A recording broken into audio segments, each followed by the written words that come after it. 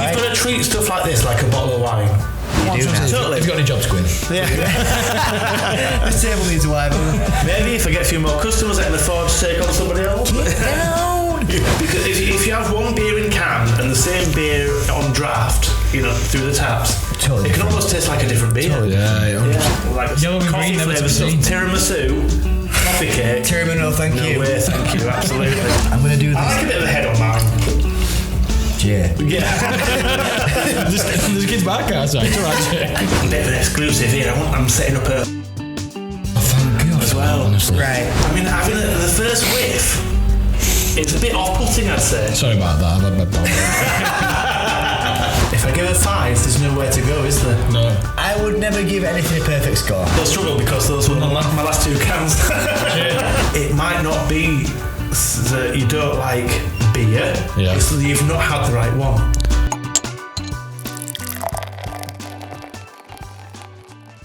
Morning fellas, welcome back to the Fine Danny podcast. You might notice we're in a different location this week. You might wonder why. Well, you might notice another thing actually. I don't know if you can see this table, but we have got beer mats. We're a big deal now. Coming soon to booze near you, hopefully. Only for an SM5 area, because they're quite expensive, these beer mats on the store. Yeah, the real estate is bad financially. So if we're in a hole. If you're wondering where we are, like we said, you know that we're like a new location, and we've been about a bit, haven't we? But this one's an extra special one. So obviously there's a few beers in back. Is it a shop? Who knows? All I know is it's Bottle & Co. We ain't got a clue what's up in this week. We've been surprised. We've got 6 beers lined up. Usually me and Dan behind the scenes, we kind of know what's up in. From Asda. So does Karen. So does Karen. But this week we have no idea what's up, but we are joined by a man who does know what's up in. He knows a lot about beer. He's called Jay. He's the owner of Bottle & Co in Mapplewell. He's right here. Round of applause for Jay. Alright fellas, how you doing? I'm really well, thank you very much, Jay. Thanks for coming to my little shop that you can have a drink in Mapplewell. This is not the first time we've been here, Jay. It's a great experience. We love it here. We've actually had some beers from the podcast from your shop. I've seen them. Yeah, I've seen some of them featuring on your table. One viewer. Thank you very much. I appreciate that. I hope you've not seen some of the ratings, because I know that we've picked you like stout. No, I know you're not stout guys. We're not stout guys. That's why tonight I've seen what you've been supping before and I've got a bit of a feel. So tonight we're going hazy, hoppy, juicy, fruity, New England, West Coast IPA style. So we're going to go down the craft route tonight. Wow. So we tend to stock stuff that you can't find in supermarkets. That is why, if we're being completely transparent with you, as far as I actually know, I know that you've let us do it here, but I don't know anywhere else that you can get these kind of beers in Barnsley. So this is why we came here in the first place. So we've had a few, haven't we? If you've been a lads holiday and had a Mythos, because get out to Mapplewell. Yeah, I've got a few things like Mythos. That's worse beer in here, trust me. It's not some stout. Well, that one I got in during lockdown because people were sort of wanting to reminisce about holidays in Rhodes or whatever, And again, it's not one you can find in supermarkets very easily, so we get the odd one in. Good range of German and Belgian beers as well, which I know that you've had featured, and I know that you're big fans of a bit of Belgium and a bit of German. And the beers are alright too. But tonight, they're all from England, these. Are they? Little breweries around England. Okay. You might not have heard of some. Shall I show you what you're going to have? I think we should line them up on these Fine Danny branded beer mats, Jay. We're going to start off steady. We're going to start off with a steady 4.8% from Wylam up in Newcastle. How are they tuned? Volume is for amplifiers. Wow. Yeah. We call it a summer pale. Okay. Sunshine in a glass, maybe. We'll find out, won't we? Thank you very much, Jay. And then we're going to go to Wales. Wow. To one of our favourite breweries, or one of our customers' favourite breweries, Polly's. Okay. She's a good laugh. She's gorgeous. We're going for Rosebud, and we're knocking it up to 5.9% on beer number 2. Right. I'm already taxing out 1 second. Already. Sweet Jesus, fat. What, beer number 2? Give me some exponential beer number 2. What's the world's strongest beer? Because I think I might be at it tonight. No, that's like super high percentage. That's what next time. We're talking absolutely. Yeah, I don't want to knock you out, but please. Because then we're dropping it down a bit to 4.6%. So those are a style called New England IPA, which we'll come on to. Yeah. All right, and we're going to go to a West Coast Pale from double barreled. West Coast IPA, slightly different. Bit of a palate cleanser. Oh, so, perfect. You know, I'm sure you're going to inform us, but I'm intrigued as to how it can be from England, but it's a West Coast IPA. I was just going to say that. I know he's got some ammunition lined up, but... You've got some good questions. Every day's a school day. It is. As I say, and today is beer school. Today's my GCSEs, I'm shifting it. And now we're going over to Hull, to Atom Brewery, and we've got Inclination, which is a 6% IPA. 6 for back up. Back up to 6. City Culture 2017. If it's all like the water in Hull, we're in for a treat. And then we're going down to Bristol. So we've got New Bristol's. Tell us about it. Cheeky little buggers. You might not know what they've done there, but it is a pun. I'm sure we'll find out. We're going to 6.5%. Okay. And then the big boy. To finish off, we've got a super special Gold Top edition. Okay. Gold Top double IPA. Oh wow. From Track Brewery over in Manchester. Oh wow. Oh, I think I can see a certain number on that percentage. Right. This is 8.5%. Sweet Jesus Mary. Thank God for that. So this is a special release, and that's going to knock your socks off. That's going to be our little nightcap. Hopefully. So there is your lineup. This is beautiful. These are quite clearly the best beers we've ever had on podcast. No shade to any of the beers we've had on, but shout out to these breweries as well. We'll tag them in there. And I mean, Jay, I'm sure that you've seen that. Obviously, I think you've watched a few of those podcasts before. We haven't really got any method behind rating them. It's if can's colourful and you're out of a -3 degrees, you're straight in. Like we said before we started recording, it's personal preference, isn't it? When it comes to beer, if my tongue likes an IPA and Dan's loves a Peroni, it's going to get different ratings, isn't it? But we do have to agree on ratings as well. We've got to come to some sort. We've got to sign an agreement. We could do something where we're like us two, we get his actual rating on there, but when we have an expert's opinion, what it actually is going to taste like. I'm not an expert when it comes to what you do or don't like, really. Like I say, it's very subjective. Sometimes you either like a beer or you don't, you know. Yeah. And sometimes you've not had the right beer. You know, like ages, I wasn't a fan of stouts myself. Yeah. Okay. And then when I set up this shop, I've got to try a few beers. Just got to know what you're selling. And I've worked out that I'm not so keen on stouts that are coffee flavoured or like dark chocolate flavoured, because I'm not a fan of dark chocolate, except for on a hobnob. Not a digestive, plain chocolate digestive. To be honest.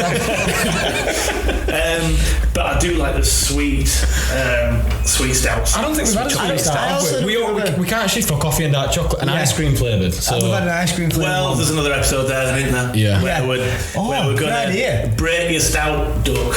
Oh my God. I think that one's for YouTube, is it? Bring some sweet stout. I didn't know they even were sweet stout. Maybe I'm prejudiced. This is for a certain subscription that sends it all off cut. So if you're listening, see you later. Honestly. Right. Oh, yeah. Are you thirsty? Oh my God, yeah. I never bloody asked.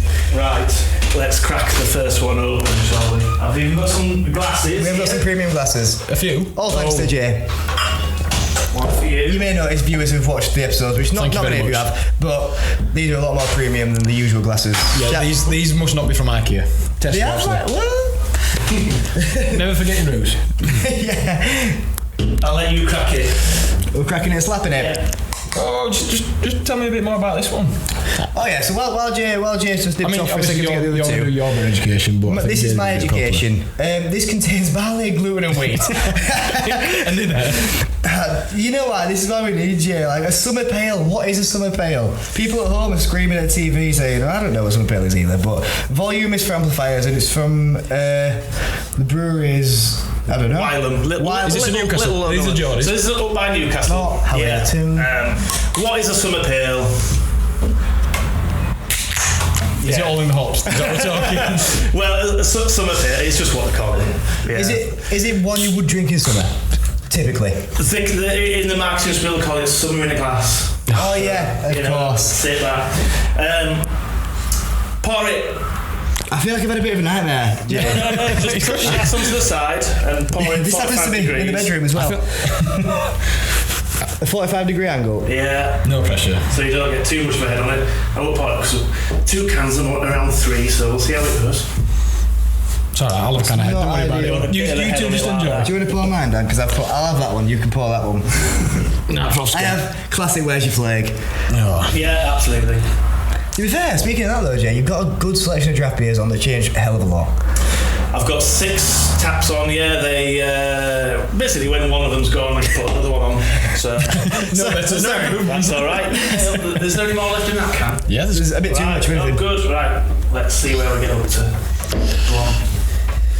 Look at that one. Oh, is that a good sign? Doesn't matter.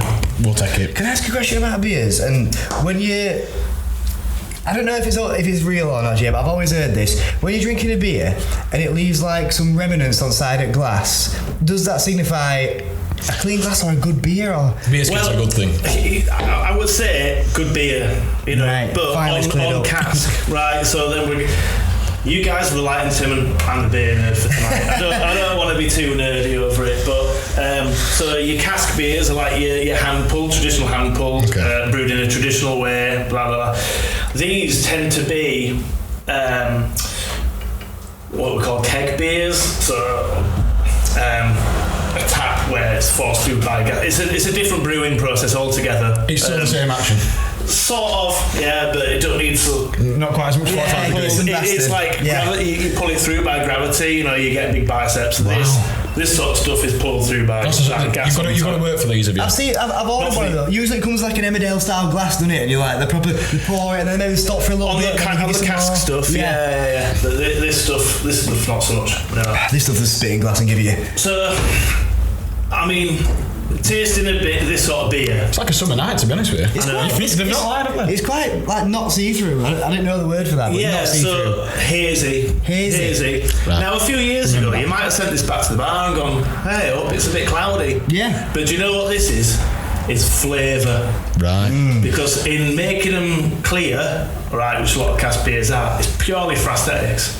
And filtering that stuff out just takes away some of the flavour for me. I mean, I am a big cask fan, don't get me wrong, but on these, the hoppy hazy stuff, I think I would love this hoppy hazy. So does that mean that if we go back to our level of knowledge, you stand in supermarket beers, are they filtering out, should they be cloudy, or are they filtering out all this? No, they're filtering it out to make it clear, because that's what most people want from a beer. Right. You know, it's like adding food colouring to the Tikka Masala, isn't it? The name that. Yeah. Honestly, it's for aesthetics. It goes back years, and I don't want to gross you out, but the filtering process is usually done by using finings, which is basically fish guts.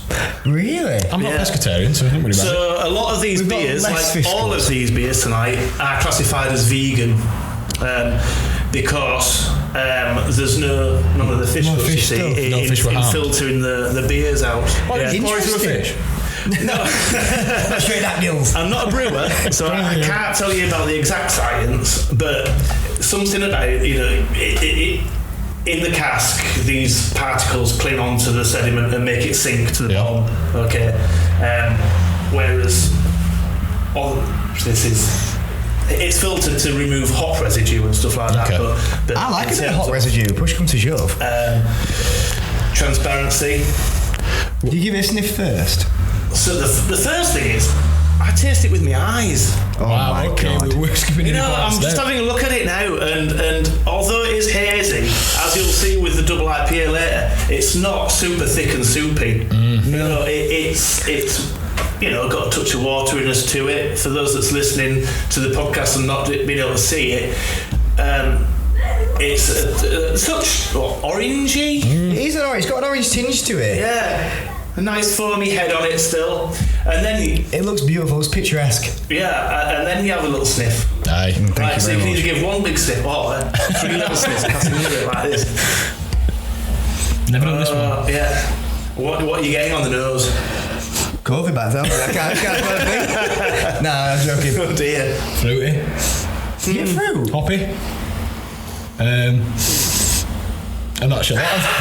My nose has just got sweet. Right, well, I'm definitely getting sort of clean citrusy notes from it. Yeah. I can smell citrus in there. Now let's get some down our necks. Thank God for that. Cheers.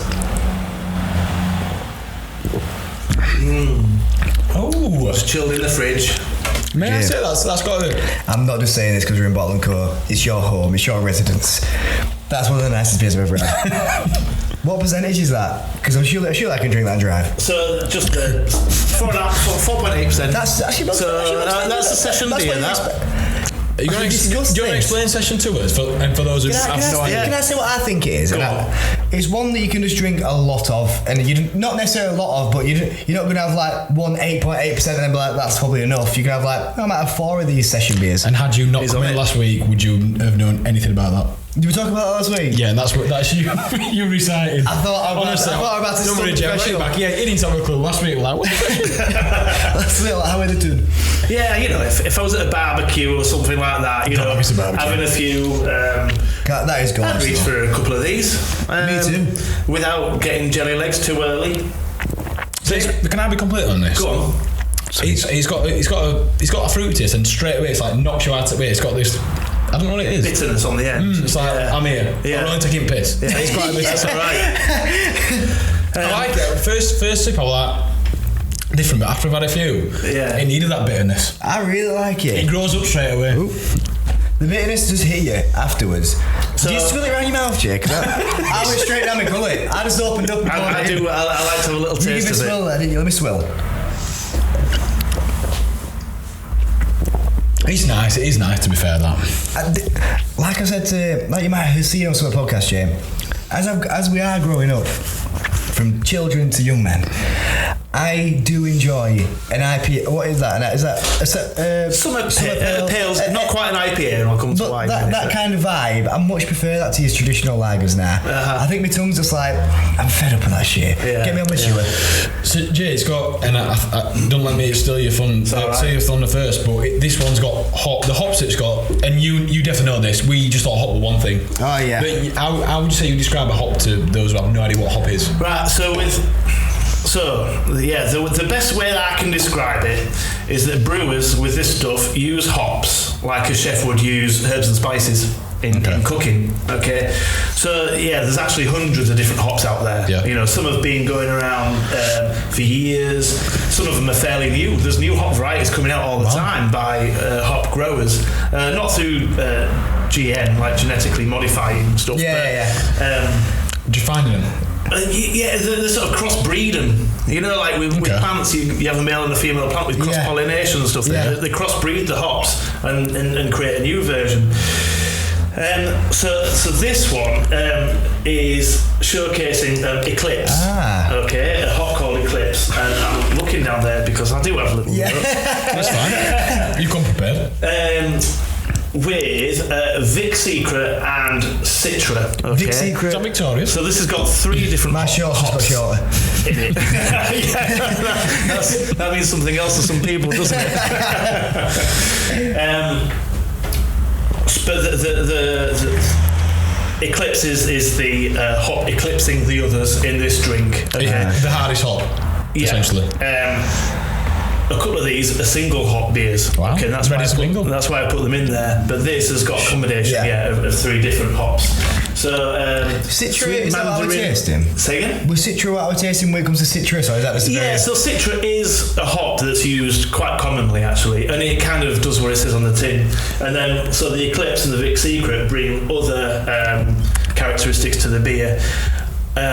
So hops are used as flavour, they're used as aroma. So some hops are purely aromatic. Is aroma smell? Or am I just really didn't know what that is? Smell. Is aroma just smell? Yeah. And smell. Nice. The other use for hops is bittering. You know, to make them either sweet or quite bitter. Yeah. Citrusy. So a bit of citrus peel. And it's a tropical dankness. Now, dankness is a term. And the term dankness generally sort of refers to how thick and soupy it is. Okay. I would say. So what's this on dank scale? I would say this is kind of like halfway, really. Yeah. It's a tomato and basil soup. It's not chunky. It's not vegetable. Yeah. Don't minestrone. It's quite light. Yeah. You know, I mean, I'd have a light lunch. When it's baking outside. Comes to McGonagall, but carry on. It's alright. When it's baking out outside. Sit in one of these. I honestly think that's perfect. Like, I think barbecue's perfect scenario. I think when it gets... I'd have a cooler sat next to me, I'd just be popping these off. I think what we need to do, we started this... Well, it was last August, but obviously we didn't... It's really progressed since then. Well, to like 3 subs.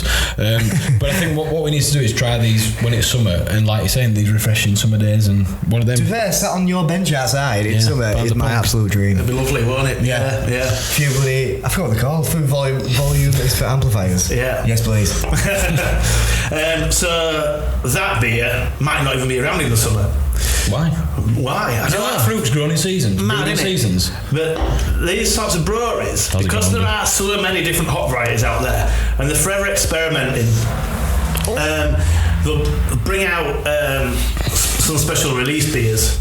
Okay, so they'll bring a beer out, volume is for amplifiers being one of them, and then some might be playing around with the combination of, Eclipse, Vic Secret, Citra, and they'll learn something from it and go, right, so next time I'm going to reverse it and have Vic Secret as the dominant hop and put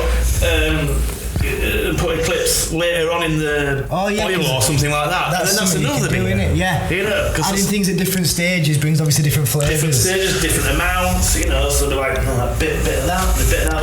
We'll put a bit more of that in this brew and see what it comes out like. I've still got a bit of hop-based confusion. What if I picked a hop up? Is it like a grain of rice? Is it like salt? Like, is it that fine? It's green. It's like a little bud. It's like a little berry. It looks like a bud. Right. I'm taking a piss. I went on Facebook Marketplace and typed in hop, and I've seen it. I thought you said typed in bud and get different result. Actually, I think it was something else. But the basically look like green, like small circle of plants. They're a bit leafy. Yeah. Do they just chuck it in whole, or do they have to peel it, or crush it? So this is the other thing. God, honestly. I know. Stay tuned for science lesson. I'm telling you, this is a hobby, and when you get really into the nitty gritty of it all, it can blow your mind. And I bet it can. And that's why brewers get so passionate and interested about it all. You've got your hop, so you've got your leaf hop. Right. It also comes in pellet form. Oh God. So this hop, it's processed and comes out in little pellets, and it also comes on like a concentrated oil form as well. Right. And again, hop producers are finding different methods of processing hops. And that can be for storage and transportation uses as well, because a lot of these hops come from America or Australia as well. Hops can be grown in England, but usually your sort of traditional fuggles or something like that goes in your traditional cask-ales. John Smith's Extra Smooth kind of vibes. Yeah, I don't know exactly what hops are in that, but your cask-ales. Fuck all my taste. He's actually my dad's favourite, so I do apologise, Rob, because yeah, sorry about that, Rob. There's a time and place for John Smith's, absolutely. Yeah, that's what recycling bin outside. I drank that for years, but then I would say it's not an American thing, but the Americans, this is an American style really, and that sort of come back into this country over recent years. Is this the IPA you're talking about? This kind of style. We're not technically an IPA at the minute, I don't think. We're summer. We're pale. I know that. We're not technically an IPA yet because it's about sub 6% ABV. Oh, is that what defines it? And that's kind of what defines it. I'm about myself. It's quite ambiguous. Below or above? Depends on you go for that. I think above or below? Sub's below, isn't it? So it's got to be below 6? Ideally, yeah. Right. Anything sort of below 6 is a pale ale to me. Yeah. Again, it depends who you talk to. I'm talking to the expert. Well, I don't know. But, this is fact. I'm now putting on Wikipedia. but I think anything over 6 is a proper IPA. Well, speaking of 6 and numbers, I think it's time to give this one a rating. And that is a fantastic segue, Dan. Jay, Jesus. Do not be offended when we give this a 3.0, but honestly. Fuck off. No, it's very nice. It's very nice. What are you thinking? I can't. I've noticed it's been that long since we did a beer tears. To be honest, we've been busy with different people, different guests. I won't go lower than 8 on this, and I do apologise. Out of 10. So these are out of 10. Jay. These are out of 10. we've got like a few stouts on bottom tier. Your top shelf has actually got Bavarian on. Have you ever heard of Bavarian? Oh yeah. So that's a region in that's Germany. where Hitler used to want to go on holiday. Oh. Yeah, that's why I liked it so much. No, but it is Beetle. Yeah, literally. Me and you Beetle outside. This is an 8.5 for me, and I won't move from it, Dan. I'm going to get the experts rating after. In all honesty, I feel like I don't want to peak too early. I don't want to say that's a. There's a reason that Jay's put that as first, and I know there is. I know, it's to tickle me fancy. So I don't want to go straight in and go. I think it's a warm up. It's a warm up. I'm warmed up. I'm ready to go. Chuffing red up. I think this could be. I think an 8.3 is reasonable. I'm not. This is where we argue because I'd like to get the. But Jay, just let you know, he always comes down to my terms. I do, but my dream would be. While you're discussing this, I'm going to go and prepare the. Thank you very much, Jay. My dream would be to have the ratings there, so I can see what I'm working with. If I put this below a Corona. No, but this is why I think any beer tier before this is. Not irrelevant, but it's kind of tainted. I know because I'm under pressure now. These are obviously premium beers in the presence of in a premium location, in the presence of a premium beer connoisseur. So 8.4, and I'll check on it. Nah, I think I did say an 8.3, so it's up to you. 8.3. Pleasure doing business. I've come down. Welcome back, Jay. So Jay, if you were to say, yeah, can we get the experts rating? If you were to do, and this is bear in mind on, let's pretend that obviously we've done beer tiers. You've done all deals, all sponsorships with all breweries going off. So there is this, don't worry. There's an app which you might not have come across called Untapped. Yeah. Untapped, yeah. So people rate their beers there out of 5. You know, and anything over sort of 3.75 on that is generally classed as a good beer. I'm not a huge fan of Untapped myself, and it's a bit controversial as to why. Why? And that's because there's certain styles out there, like a sour beer. Yeah, and they're not well received. Well, no, they are. But like you say, you're not a stout fan, so you'll have a stout and go, oh, that's awful. 0.3. Yeah. You know, but actually, it's a very good beer, but it's just not to your liking. Very true. If you're a stout fan or you're a sour fan, you might be like, bloody hell, that's amazing. I think there's a gap in my foot Untapped for proper blokes, not just fannies like us who just, you know what I mean. People that know beers like Craft Untapped, it should be called. Yeah.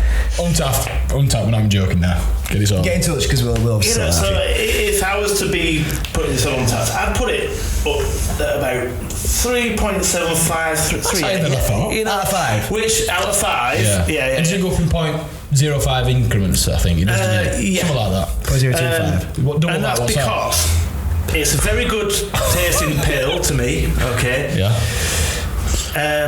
And it's quite hard to do a good tasting pale. Okay. But this is my problem with Untapped.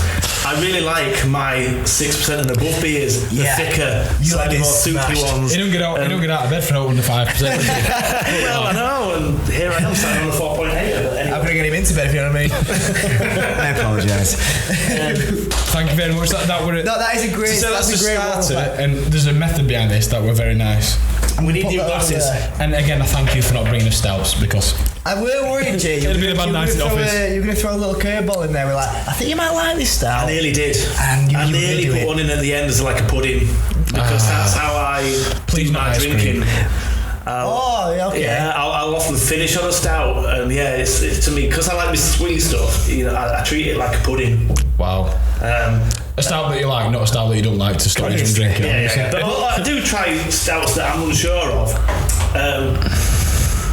I'm a big fan of black coffee, strong black coffee. I love black coffee. However, it's not mixing well with stouts, though, is it? It's not for me. No, I can't do like yellow and green flavour stuff. Tiramisu, coffee cake. Tiramisu, thank you. No way, thank you, absolutely. You know, so for me, any stout that's got like coffee in it, I totally agree with that. Maybe we should try a sweet stout. I'll buy a sweet stout. Sweet and stout, yeah. Sweet British stout. Spears. This episode's now called Sweet and Stout. Well, see how we go. We could always find one on the shelf, maybe. I'm being dead serious about having a lock in. On the sixer. What are they? Don't worry about it. I've got a bag under there. I've just been like, what's that, Jay? Don't worry about it. What have we got next, fella? Never mind, what's that? I actually almost bought this the other day. We bought a couple up top there, but I almost bought Polly's. We did the last one with, what were it? They're in my bin. Up top, then. I'd have to nick back. Up top. What? Yeah, I had that IPA right there, a ship digger. Oh, Shindiger. Oh, yeah, it's from Manchester as well. Good brewery, yeah. 6-1. It keeps low. There's a tropically one up there, and I think there's a sour as well, isn't there? If there's a coffee one, please just No, put that away. A tropical. I'll see why I'm really right. But Polly's, I'm excited. Do you know it looks quite feminine. I said it. It looks quite feminine. So Jay, speaking of choices, you obviously chose these beers. How do you choose what to stock? Because like you said, it's quite it's a small shop, but it's not. It's massive, man. I've got 420. Because we a cat round, you know. I've got 420 lines in here. Yeah. 420. Yeah, and I know that not because spoiled for choice. It says on the Excel sheet. Big fan of Excel, as were we. And I must get about that many of breweries emailing me every week saying, "We've got some beer. Would you like to buy it?" And sometimes I can't help myself. Yeah. And other times I have to sort of say, "Oh, thanks, but no thanks." Neil, if it starts with put and ends in T, if you know what I mean. Oh, yeah, that one. Bit of controversy, but maybe we'll say that for an extra vote.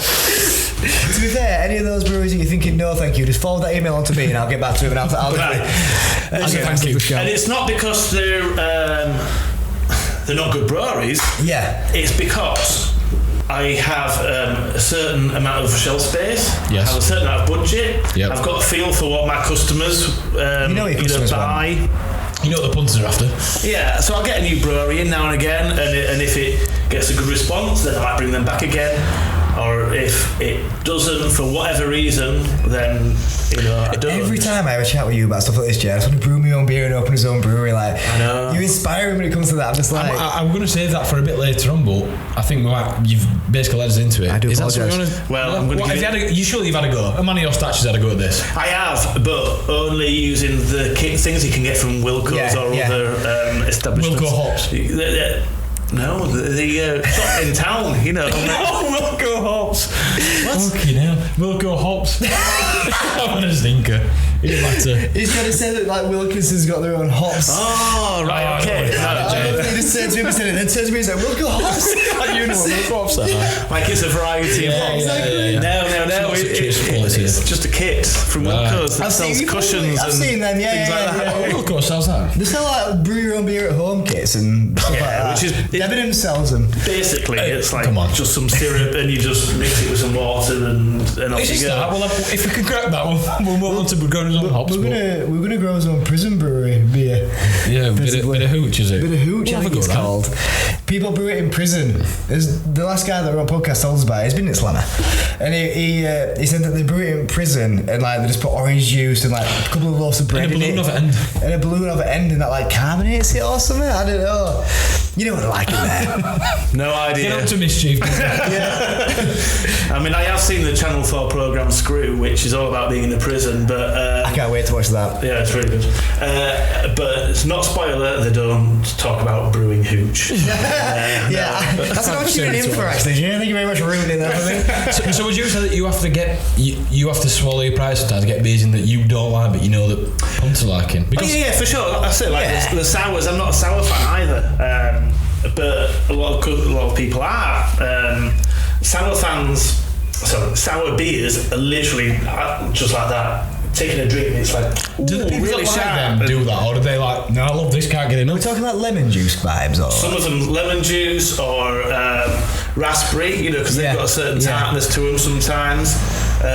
There's some plum ones up there and blackberry, or some of the forest fruits, something like that. There's a way of brewing them. That maybe needs a bit of TLC. Sour, and a lot of people find it very refreshing and tasteful, but not for me. You're looking at a man who sometimes drinks lemon cordial. So I might like that. I might be into that. You might do, yeah. I might buy a few lemons for way home. There's another episode there then, isn't there? That's not a full sour one maybe, but maybe some hoppy stuff, then maybe a sour in the middle, and then finishing off another stout. That's a surely, sour. Yes. Yeah. It's got to be. Yeah, because it wets you up and that's chuffing now. I need to get on with it now, you know what I mean? What, the chuffing now, or that? We'll see. Anyway, let's get beer downers. I'm going to say I'm absolutely parched. So next one, Polly's, number 2. Sorry, thank you. So Rosebud. You do that. Go on, Jay. Sorry, it's interesting though. You tap the top of the can. Taps that because it used to do. No, it used to that with energy drinks back in the day when you're like 12 going. and apparently it stops fizzing. Yeah, all that. and Stella. Yeah. Just stop. So we've got a Polly's Rosebud. Let's show our last watch stuff for later. We've got a Polly's, a Rosebud. This is a very pretty can, if you don't mind me saying. It is. It's a very pretty can. It's got little roses on. It is. There's a lawsuit in this. Surely it's good. Yeah. So Rosebud is one of Polly's core range beers, which means that they brew it all the time. Yeah. So I suppose not seasonal, not special. You're getting a roses from special. Yeah. I mentioned it previously about some of these breweries do the special. Yes. Not special brews, because that just reminds me of some gold beer of 9% of the 90s. But that's top shelf tackle, that one. Is that actually a genuine top shelf tackle? But yeah, so. She's 5.9. She is, yeah. I've noticed, Jay, we've got a little galaxy in here. And that's right. Someone's getting their eye for hops. Yeah, I know. Local hops, Galaxy hops. We've got a bit of a traditional combo here of Citra, Galaxy, and Mosaic. Is that the bank? Is that the one that never fails? All them together, and you've got a good one. Citra and Mosaic, you find quite a lot. Yeah. Okay. The staple. Yeah. But they're good companions. They've been through a lot. Mainly fish guts. No, not these, because they're vegan. No, yeah, not these ones. Come on. There's no need. Let's just quickly address that. There's no need to put it through fish guts anyway, so just stop. Just do what you need to. It is weird, isn't it? Does it have like fake fish guts or just replacement little actual technology instead of just using fish? Or no, they actually use the fish guts. That's why they're not vegans. No, that's what I mean. But like instead of that, does it have fake fish? Or it's just like right, we've invented a filter because it's 2022. So some breweries have developed a way of filtering it without using the finings. Yeah. I mean, you've got it at this point. The ocean's bare. Sure, we've ordered them at plant, haven't we? Nice as fuck. Well, there's some arguments there that a waste product is being put some use. That's actually very true. You've changed my mind over back to vegan. I've just done 180. I'm just 180 from the fish. Rare steak on table. We're gorgeous. But it's a centuries-old kind of technique, really. Cracker and slapper, damn. No slapping, but this has also got a little cheeky edition of Simcoe as well. So is that another hop? Some of the hop. Yeah, so we've got 4 in here. We've not had a Simcoe, have we? No, we haven't had Simcoe. No. Sounds like a mean guy. He sounds like one of them rate hard hops. Sounds like Simon Cowell's record label. Pour it. Right. I'm expecting this to be pink just because can's pink, by the way. So am I, but now since you're pouring that, I know it's not. Oh wow, she's lied to. Does it taste like? Has it got like a rose flavour? Well, you tell me. I can't wait. You got to get them aromas in first. I'm going to do this. I like a bit of a head on mine. Yeah. There's a kid's back outside. It's alright, Jay. I know some might say, it's a bit frothy. Where's me? I also like a bit of a head. I do like a bit of a head on it. In like Amsterdam and stuff where we've been, they do like usually put a fair amount. It's like Central Europe maybe. Usually it's low, isn't it? They usually put like quite a fair amount of head on the beer. Especially in Amsterdam. And don't they do like not quite pints, like three-quarter pints or something like that? Yeah, so here in the shop we serve draft beers in. I'm selling you a bit short there, aren't I? Sorry. Don't worry, Jay. You are the man that can. I'll take your word for it, pal. Yeah, 2/3 glasses. Snoozer. A schooner. Yeah. We've got a snoozer for years. That's because neighbourhood Leeds. It's got a bloody snoozer. Snoozer at Wilco Hops. So naturally you come in and go, can I have a pint of that, please? Like, we actually do it in 2/3 because some of them we've got on tap. They're quite strong. Yeah. And a pint can be a bit too much, and it's not even a case of like handling my beer too much. It's like, I've enjoyed that, I'm ready to move on to the next one. Yeah. So you move round the taps, or you. It's like for people who, like you say, proper craft hobby people. Hobby craft, if you pardon the pun. You're not sponsored, by the way.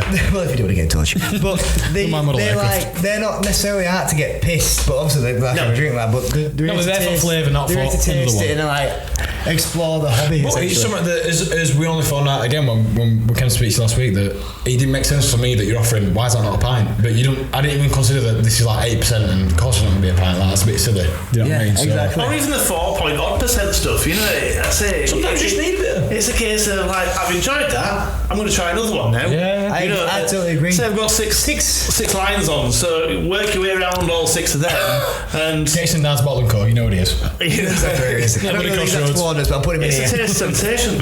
And well, I've got them 6, but I've also got the 400 beers on the shelf as well, and some in the fridge. So So you can drink them in store as well. You know. You drink off the shelf as well. Just do what you need to do. That's mad, isn't it? It is nice. To be fair, we obviously me and Dan's popped in and we've had a few chats and stuff. And we bought beers for the podcast anyway, but we haven't been in just for a genuine social drink, have we? I was too busy. Can't shift. I Leave me to it. I'll come back over there, Jay. But yeah, next time we're available. You've got to get a microphone to have a sit down here, haven't you? Otherwise it's too busy. all the reason I wanted the podcast is so I could come and have fun drinking ball and go. We have a little. So let's have a look at it. I mean, sorry. So look at it. She's hazy again. She's a bit round, is she? She's been on audit. She's very hazy. She's got a ton. Now, that's probably more hazy than the last, if I say so myself. I was going to say, do you think that's more or less hazy than the Wylam one? I think she's. Does hazy mean more not see-through? Yeah. Transparent. Yeah. I feel like he's not one colour. It's a mixture. Like towards middle, it's darker, and then towards edge. Is that maybe some orange coming through? Is there orange in it? It's very dank. That. It is very dank. Yes, absolutely. Yes. We're in a little. Oh, I mean, have a sniff of that. It's your nostrils, doesn't it? That's nice. It's definitely there. Maybe does it smell from you one then? What's definitely there though? Bit of grapefruity. Has it got grapefruit? I think there's a touch of grapefruit in there. I wanted to say orange when I first saw it. Orange. Is that same cohort? Definitely. And if I say stone fruits, it's a bit general, but like mango and peach and stuff like that. That's stone fruit, honestly. It's essentially it's a lilt, but it's alcoholic. Yeah. Lads, I can't wait any longer. Yeah. Cheers. So wow. I'm more on board with that. We're going to switch here. What's that taste? Probably a Galaxy Hop. That one, I think. There's something that hits you, is there not? That got me. I don't know what the hell that were. It just keeps getting up and up and up. Refreshing. What is that taste? What's that taste on your tongue? Give me a minute. That must be. All I can say is tropicalness. I'm never taking a piss. I never said it a minute ago. It's like a lilt. Yeah. But alcoholic. And a lilt is my favourite drink of Willie putting it to. And it's super smooth, isn't it? Like 6.9%. Yeah. So this is 6.9%. Is this Wales, Jim? So that's Mould, MOLD. This place is called Mould in North Wales, sort of Wrexham kind of way. Right. Yeah. I'd love to visit Stunning brewery. If you've got any contacts, I know, I'd love to visit them as well, but they don't have a tap room. So a lot of these little breweries as well, they've got tap rooms connected to them where you can go. They've got the beers on draft and you can chat to people there and have a few. Polly's don't. Is that because they brew using other people's equipment? Or No. They you're about cooking. We're on about cooking already. You know what we're talking about. Just find out the podcast. We've revised. No, they've online. They've got their own brewery, their own brew kit. I only assuming it's down to space. Yeah. A lot of these places, they're in quite small warehouse units, and when you've got your brew kit in there and room to store stuff and all that, it must be down to space, I would think. How long I'm guessing this ranges for every beer, but I have no idea. How long is the process? Is it vary massively, or like we're talking like 5 days you got a beer, or is it longer you leave it the stronger, all that kind of stuff? Yeah, that's a good question. It is a good question, and without dancing on the subject, it does depend a lot on the beer. I mean, some days you can brew in a day, okay, but like a good lager can take 3 weeks. Oh wow! Yeah, did not think it would take that long. Proper lager can take 3 weeks, it's cold fermented, you see, so the liquid itself is cold and it just ferments slowly, whereas some of these that take a day or two, they're more on the hot side. Is that to spoil them? And then they cool it right down and then they'll even add more hops on what they call the cold side, and some stouts as well, they can take days, weeks. Who's been shitting in that tank? or even 6 or 12 months. Oh really? Yeah, like you can taste it. Your barrel aged stuff. Barrel aged stuff means that they've brewed a stout, and then they've got like a barrel that once housed bourbon or whiskey or something. Really? And then they put that stout in it. There's a form of Guinness that does that, I'm sure. Is there? So like when you cook something in a pan, then you take it out and you cook something else in a pan, you get all that flavour. That's is that what it. they're doing? Yeah. So why is it all relatable to chefs? It's the perfect. Well, it is though, isn't it? It's the perfect analogy. Perfect analogy. So bourbon barrel aged stuff with bourbon whiskey, it soaks into the wood and gets all that flavour. You know, I mean, anything less than sort of 6 months. What are you wasting your time for? Well, you may as well pour beer into barrel, give it a swill, and then tip it back out again. It needs time to sit in there and take on all that flavour, and like wood expands and contracts. You know, it can soak into that wood. I suppose it might even matter what season it is. If you've started in February and it's getting cold at winter months. No, because some of them they'll sit in they've got temperature control for a year or something. That is really interesting. I am going to say that is for me quite a bit above the last one. That's very smooth. I like that. It is so smooth, isn't it? And that's why some of these are quite dangerous. So that's 6.9%. Is that 6.9? Yeah. I would argue I could session that, but I couldn't. I'd obviously be on the ass. Honestly, but like, it tastes like I could drink lots of it. There's no wrong with that. No wrong with that. No. There's not wrong with that, but I'm not going to do it. And it's one of them where, so when we get to the higher ABV stuff, what does ABV actually stand for? Sorry, alcohol by volume. So that's that is so obvious. You just wouldn't think of amount of alcohol in per volume of liquid. Oh. So 6.9% 6.9% of this what I'm drinking is alcohol. Is alcohol, yeah. Right. Oh my god. That's amazing. I'm finally. The penny drops. The penny's finally dropped for me. It's been years. Oh really? Yeah. Oh, there we Is go. that like Anno Domino Bravado or something like it? Told you It's just alcohol. Like 40% when it comes to spirits and that. Yeah. Okay. Oh, don't get fooled. Let's not go into that conversation. It's a great waste of time. Oh yeah, spirits. I mean, a gin will come off at still at like 80-85% ABV. And then a distiller will cut that down with water then to a level that they feel tastes nice. Can you clear a myth up though, Jay? Because I think we've had this argument many times we've been out. Me and Dad's definitely had it. Oh, you know what like. So obviously when you got vodka like 37.5 or 40%, that because she's mixing that with the mixer, is that obviously by volume then it makes sense. That is it basically like 6%, 7%? It's like watering it down, yeah. Oh my god, yeah. Because people are like, oh well, I'm more drunk, so I've had that, but it's not, is it? Because you've mixed that, whereas this is pure 7%, and that's 40%, but that much, then let me just water that down. Yeah. So it brings down the ABV technically if you're by volume. Oh. Yeah. No, but this is the most educational episode I'm taking notes on this one. Until Stephen Hawking finally comes back from grave and comes on. This is the most education ever. Bloody hell. But it is delicious. Delicious. Pollies, if you do want to get in touch and invite all three of us down to your brewery. We can't taste.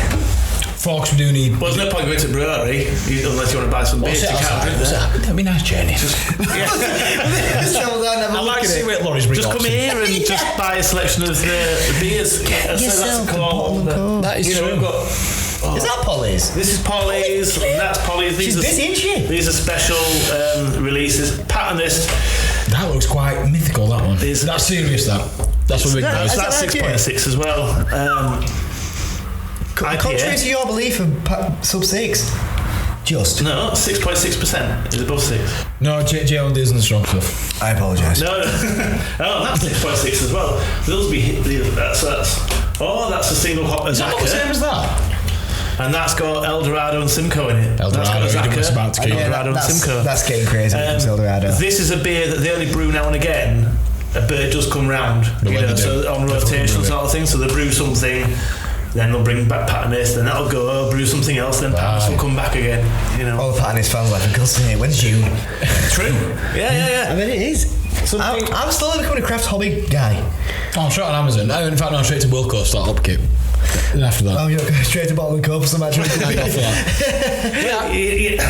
of an exclusive here. I'm setting up a home brew club here. Oh, thank God as well. Honestly. Right. Because there's quite a few home brew people around here, but there's nowhere to meet and talk about. There's one place you should be meeting, is Bottle and Co in Mapplewell. Well, that's actually a fantastic idea. I've got space and 420 beers, 6 lines, takes them down. But so there's lots of people here, there, and everywhere doing their own little thing. They come in to me and they'll bring me some samples of their beers as well and say, "Oh, what do you think of that?"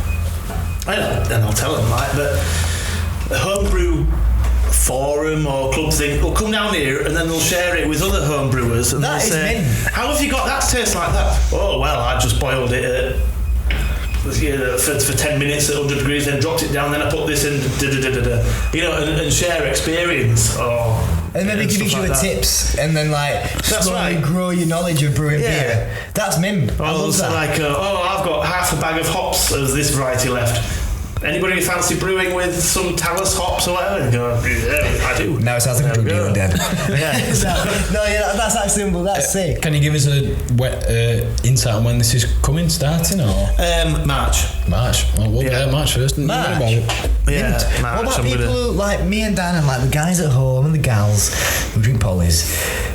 Can we come to this event if we're not necessarily brewers yet? Maybe we'll learn the first steps of brewing. For sure. Yeah. You don't have to be a home brewer, but if you're like, fancy having a go at it, then there's.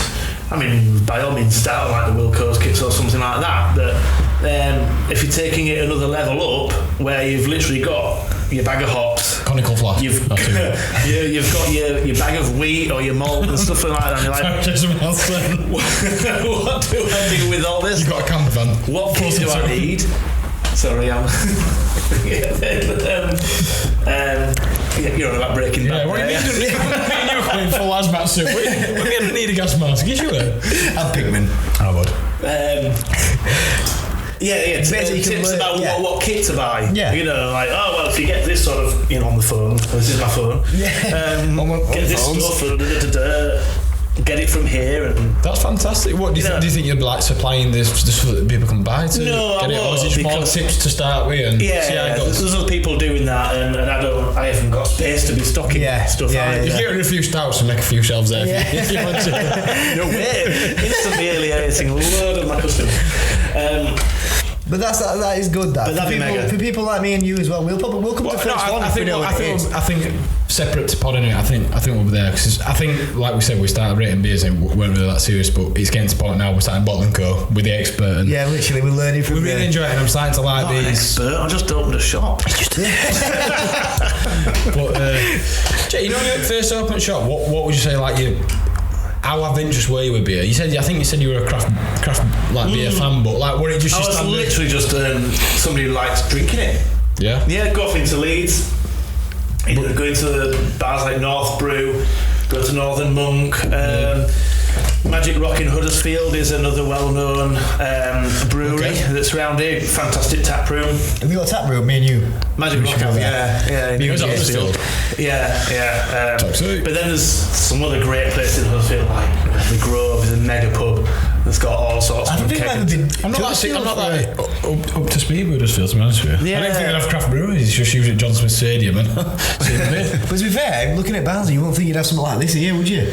No, it's a needle in the haystack. It's a beautiful hidden gem. Well, yeah, we've been here nearly 3 years now. Maybe 3 years in April.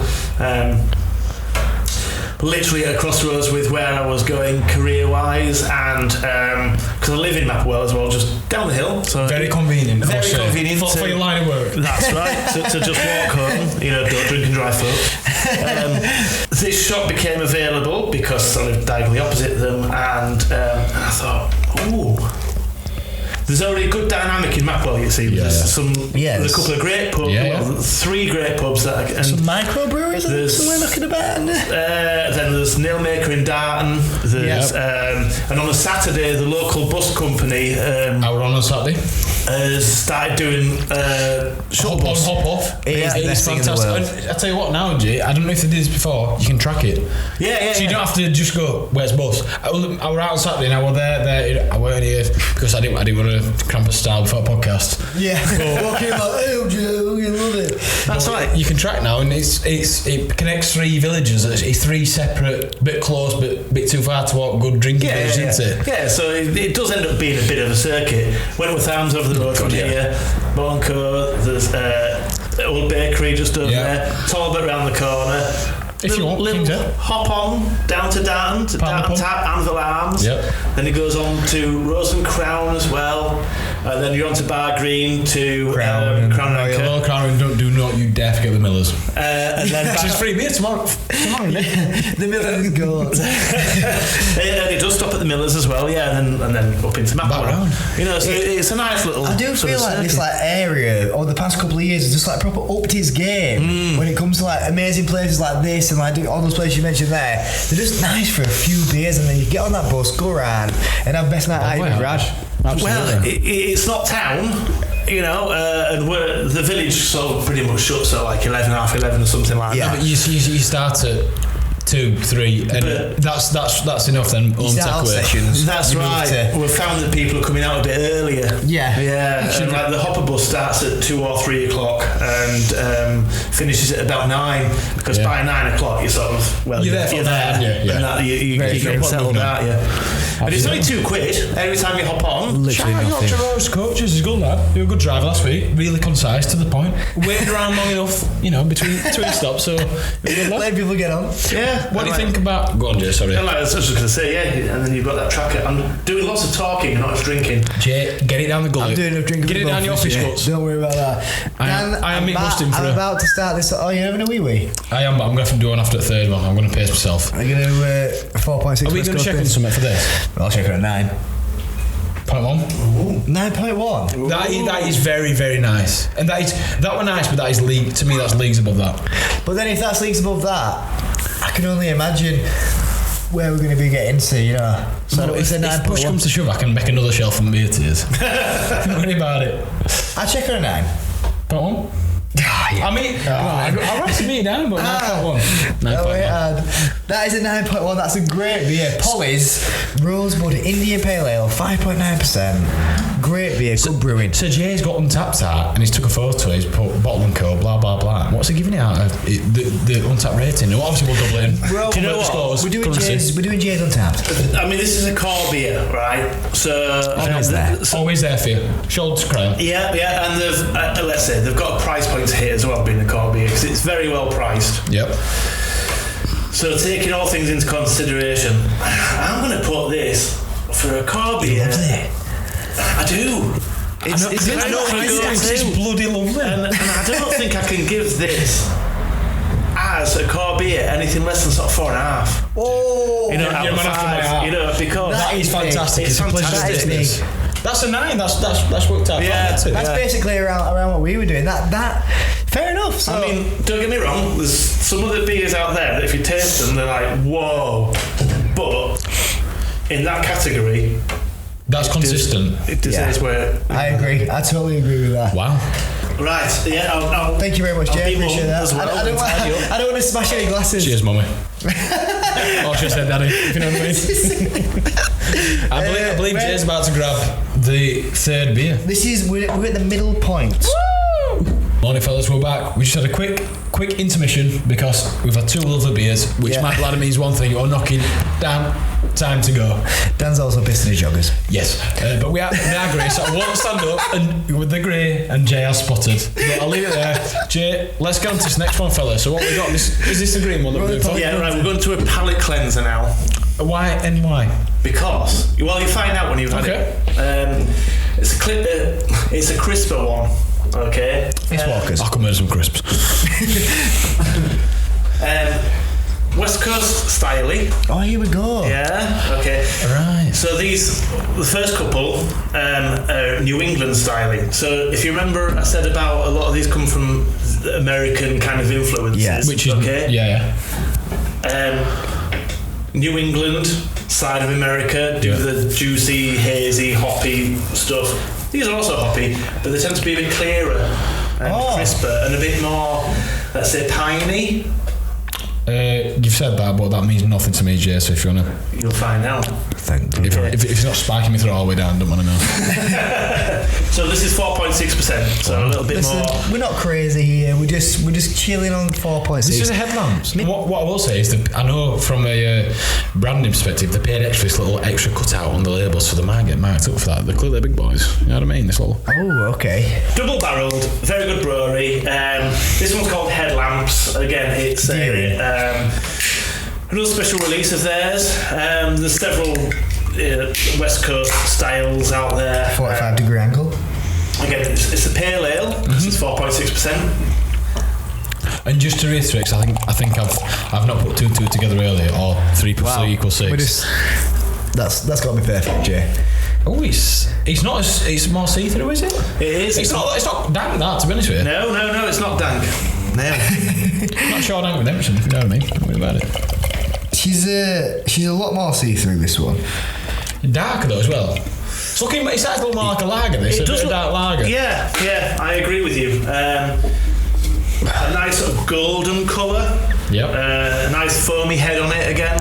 Oh god, yeah. You do like a foamy head. Yeah, a lot more transparent, and that's the West Coast style. West Coast. So that's the hops are from America, West Coast. So that's kind of what I'm getting from the style of brewing is very much. Is this the only West Coast we've got? Is that all? We're taking a little detour. We're on New England. Yeah. West Coast. So she's a lot more see-through for the Spotify viewers. I mean, having the first whiff, it's a bit off-putting, I'd say. Sorry about that. I've had my bell. I know it's a bit of an intermission, that one. It's a bit of a palate cleanser. I'm not getting much from that, Jay. I'm not. I can smell something, but them first 2 I were on board, but yeah. I'm on cloud 9. What are you saying? Oh, cheers, you two. Don't worry about it. Cheers.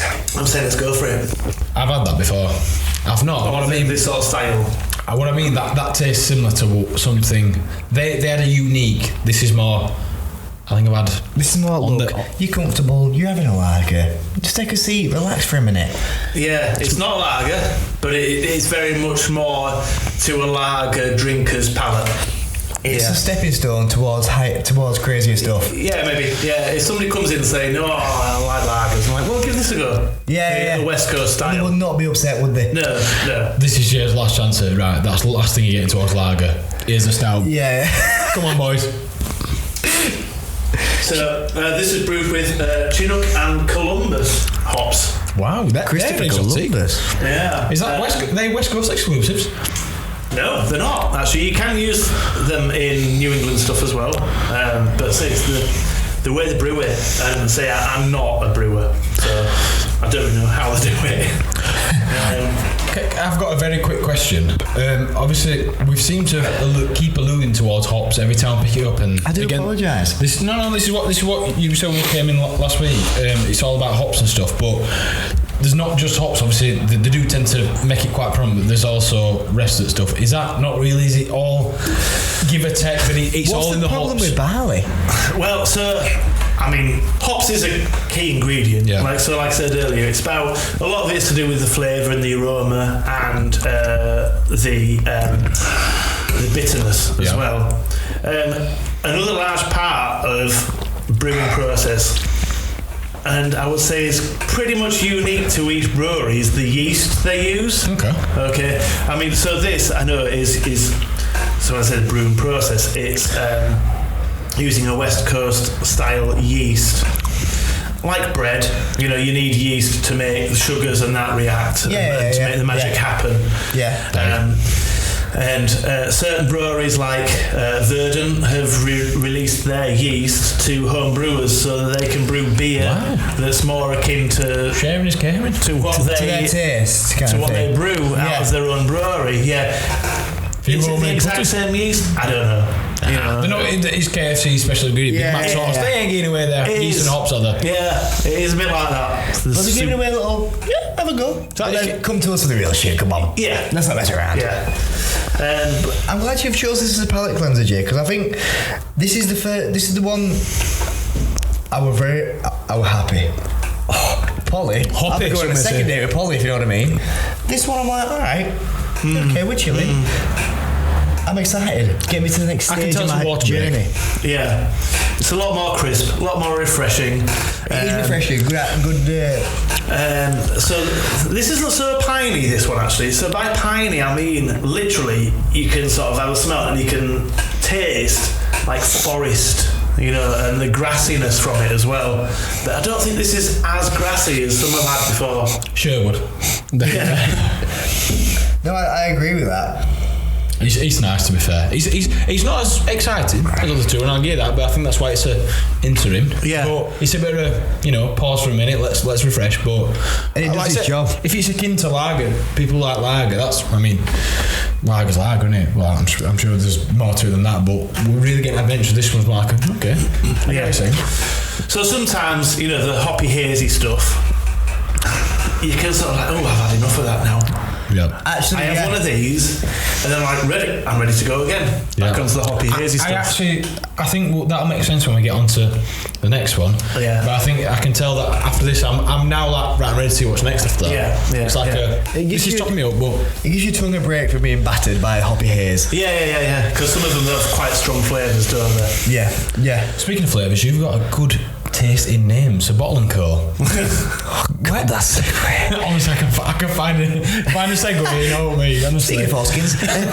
But, Jay, Bottle & Co., where you started your own craft brewery store. Where's Bottle & Co. come from? Where did the name come from? Yes. Well, that's... there isn't much of a story behind that, I hate to say it. Mostly cans. Yeah. Cans is a lot of I know. Jay? Places like this in the beer world tend to be known as bottle shops. Right. Okay. So if you ever say, there's a bottle shop in la la la, right. Even though a lot of them are in cans now, you're just known as a bottle shop. Right, okay. And so spent no time overthinking about the name, really. 2 minutes. I had to get my license application in. What are you going to call? Shit, I'm going to name for this. Can and Co now. So Bottle and Stout. Thinking about the bottle shop as a thing, Bottle and Co, so bottles and company, of which are the cans and everything else that might come in that descriptor. Bit of glassware. Yeah, I like that. That's a good. To be fair to you, it's the best name on that Yorkshire bus run. Yeah, he could have ambiguous names. I don't know, like Mapplewell Bottle Shop. The Fox and Parrot. But Black Horse, no, the Black Bull. Which one are we? But I wanted something that said, I'm a bottle shop and other things, and get a stout thing. Yeah. Because, like you say, a lot of them are in cans now, and the branding looks amazing on cans. There's a lot more freedom, aren't there, when they've got big cans? They can go wild with them, can't they? Artistic license is one thing, and you can see behind us there's some great artwork out there, and a lot of people they'll save the labels, they'll pick the labels off. And, do you think about throwing them, Jay? You should have my bedroom wall. Next time you made the photo poster. Next caricature on a page, so don't worry about it.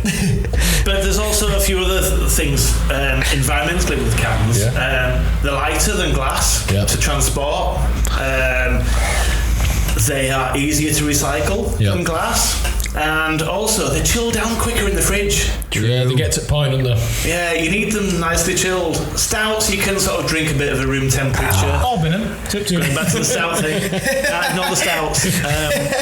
But these IPA stuff, they like it in the fridge. They like to be cold. About 4 degrees, something like that. I've seen one that's really caught my eye, Joe. I've been glancing while I've been talking. Barocca, orange flavoured. I believe when we had Barocca, put it that way, I've been a little nightcap, but... Like I said, there's a lot of freedom for expressing themselves. 420 different beers in your shop is insane. And as you can see, if you watch it on any camera here, there's on this back wall, there's got to be about 100 to 200 different types on this back wall. Yeah. Shoot to God. Over there, there's all the Belgian and German stuff as well. And around the back, we've got gins and rums and that as well. Yeah, you're not just stuck for beer here. You can have a little. Yeah, I've got 40 gins behind the bar. 40 gins behind there. I think you're covering most people, aren't you? Where you've got a few spirits and a beer. You've got some for everyone, haven't you? I mean, there's lots of female beer drinkers out there. There's lots of ladies that work in the beer world as well, and it's great that there's lots of diversity in beer now. With female brewers and head brewers. Round here, I would say that the typical trend is definitely. A lot of the fellas will come in for a beer, and the ladies will. You seem to having the few times I've been in. quite a loyal customer base, to be honest with you. You just in, like I said, the times I've been in, you know everyone. Well, that's part of the personal. Hey. Because you're not coming up here for, your standard, right, I want 10 tins of Stella, which is my dream, but you come in here because every time I come in, and even obviously we had someone come in tonight, even after you were supposedly shut, and I could tell he's been in before, and he were after what's new, and we have heard like, oh, Jay, what you got in, what's next, like what you got coming up, when's this coming out, putty, but we'll not mention that one. Do you know what I mean? So you seem to attract, obviously you'll get your passerby and no one's just like, God, what is this, like Sweet Shot for adults, but you seem to have quite a few, right? Oh, Sweet Shot for adults, good branding. What else? Blah blah blah. What's coming next? Well, I mean, it's part of the personal touch that we can give to customers, isn't it? I mean, let's say lots of new beers come in every week, so they come in and say, right, I like an IPA, or I like a sour, or I like a stout, and what can you recommend? So we'll pick them out for them. Well, particularly at Christmas time, we had like mums, girlfriends or what come in. Oh, my son Andy comes in, and can you pick him out? He's got a podcast. Can you? Oh, that's his dad. He were in. Don't worry about it. Can you pick me out half a dozen beers that he'll like? And I'm like, oh yeah, I know who Andy is. Yeah. I know that he's not a stout fan. Yep. So let's have off Christmas Day stouts. Yeah. Thank you very much, Jay. So links African stouts. Give these a go, and it takes a lot of brain power, but it's kind of what we're about, and building a little bit of a community around us, and that's what this homebrew club should start doing as well. Building a little bit of a community around us, and I love it. Yeah, I'll be honest with you, I've never come in and seen you pissed off or crying, but it's like you seem absolutely buzzing every time people come in. It's like it was like your hobby, isn't it? That's what you do now. Totally. Have you got any jobs going? Yeah. The table needs a wipe. Maybe if I get a few more customers, I can afford to take on somebody else. Not dropping Indians. So you've got to sell a lot of bottles and cans to make it pay, I've been flogging a lot of bottles and cans. Bottle and co, if you know what I mean. And that's one reason why we kind of went on to the draft dispense stuff as well, particularly over lockdown. We started doing draft beer, decanting them into what are essentially milk cartons in the half litre, 1 litre, and I did have to adapt. 2 litre cans. People want that draft taste, though, don't they? Because if you have one beer in can and the same beer on draft, through the taps, it can almost taste like a different beer. Totally 100%. Have you ever had have you ever seen one of those like subs? I'm gonna eat your sub or Philip's Perfect Pour or that kind of thing. Have you ever used one of those? I've been round to friends' houses who do have them. And they serve a purpose, they're not bad. And steered well clear. They don't do fucking smells. I can't get them in store to stock, unfortunately. They're owned by big breweries who like to make the money themselves, really. I've reached out a few times and said, please, can I have some Perfect Draft kegs or something like that, but... We've tried one. We had a sub, some kind of sub. But it was one of the ones where it only holds like the keg or the sub ones, not much. So by the time you plugged it in, you've got to wait 2 pints for it to get going. It's like, there's 0.3 pints left. Yeah. So for me, I can understand the appeal, but I think based on what I've tried, it not really worth it. I sort of just come like a bottle and cone. I'd rather a bottle and cone so fine. Or 2/3. And you can be a bit restricted as well on what's available to you. And also, let's be honest, for people at home, if you've got these machines and you need to sell these subs, these takes up a lot of bloody room in your fridge. For sure, it does. Like you're not going to whack them in warm, are you? So you can't. Let's fuck ham off, and butter and cheese. None of that this week. We're just having San Miguel and that's your lot. So honestly, it's nice, but for me, that's what makes going out for a drink nice. Let's do it properly. And on that note, let's do this properly. What are we saying for this? It's a completely different style of beer. It served its purpose, and I think we're in 7s. I think we're low 7s for that. Nice, creature comforts, but I think low 7s. Just let me look inside that room. That's what she said. That's another show. Can't wait to watch. I think that's a 7.4. I mean, it's nicer than a lot of beers we've had. I would argue. What would I argue? I think 7.4 is quite fair, but I kind of maybe up it to a 7.5. I don't think it deserves it. 7.4. I'll go for that. Please do business. Please do business for you. Jay, it's a 7.4. Jay, 7.4. We're excited about Jay's Untapped. I believe. No, his Untapped rating. Jay, 7.4. Do your worst on Untapped, fella. What are you saying? again, taking into account of what it is. Yep. Yeah, I'm going to put that again 3.75ish. Okay, because that's a good rating. That's a good rating. It's a really good West Coast beer. Yep. You better on the East Coast, aka New England IPAs. It's just completely different. One of my favourite ever West Coast beers is one by Duration, and which is Norfolk Brewery. That's not out at the moment. I was just put that in.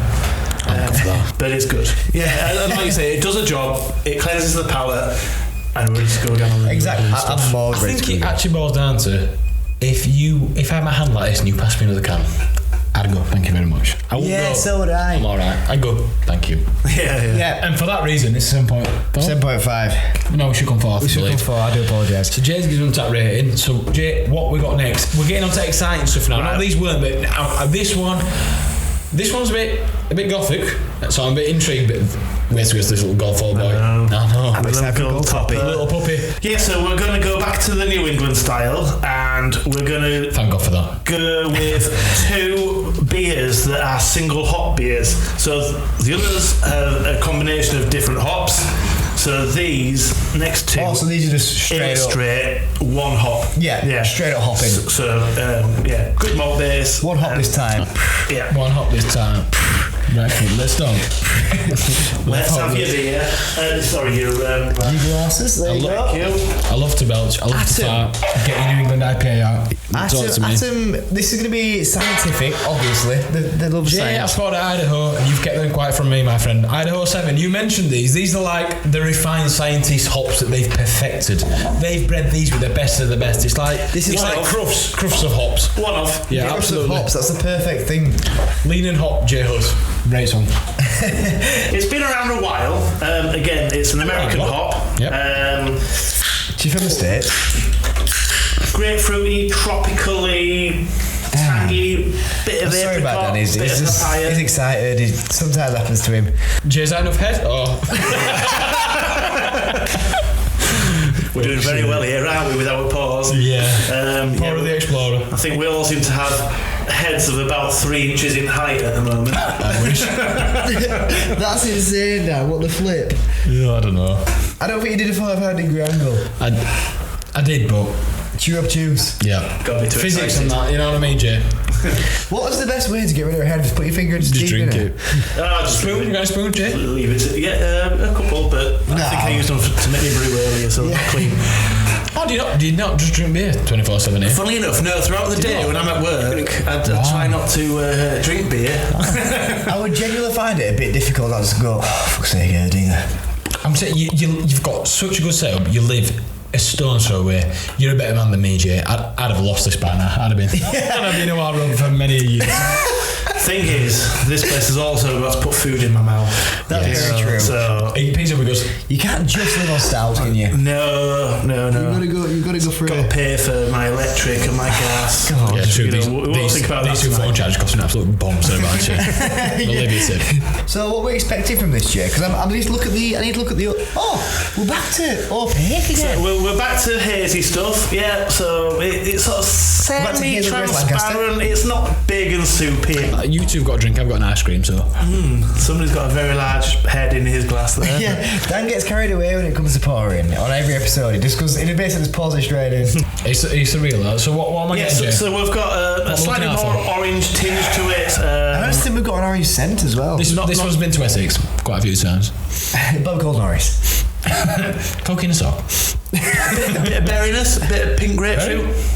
Anyway, grapefruit seems to be an underlying factor in a lot of these. It does. Yeah, so grapefruit could be quite a tart kind of fruit. It's a really unique flavour. We'll have a good tart on this podcast, won't we? Yeah, absolutely. Kerry, if you're listening, it's Kerry, if you've gone backwards again, you need something to come. I've got to tell you. It splits decisions, doesn't it? Grapefruit, seriously. Yeah, but it's not the overriding taste, is it?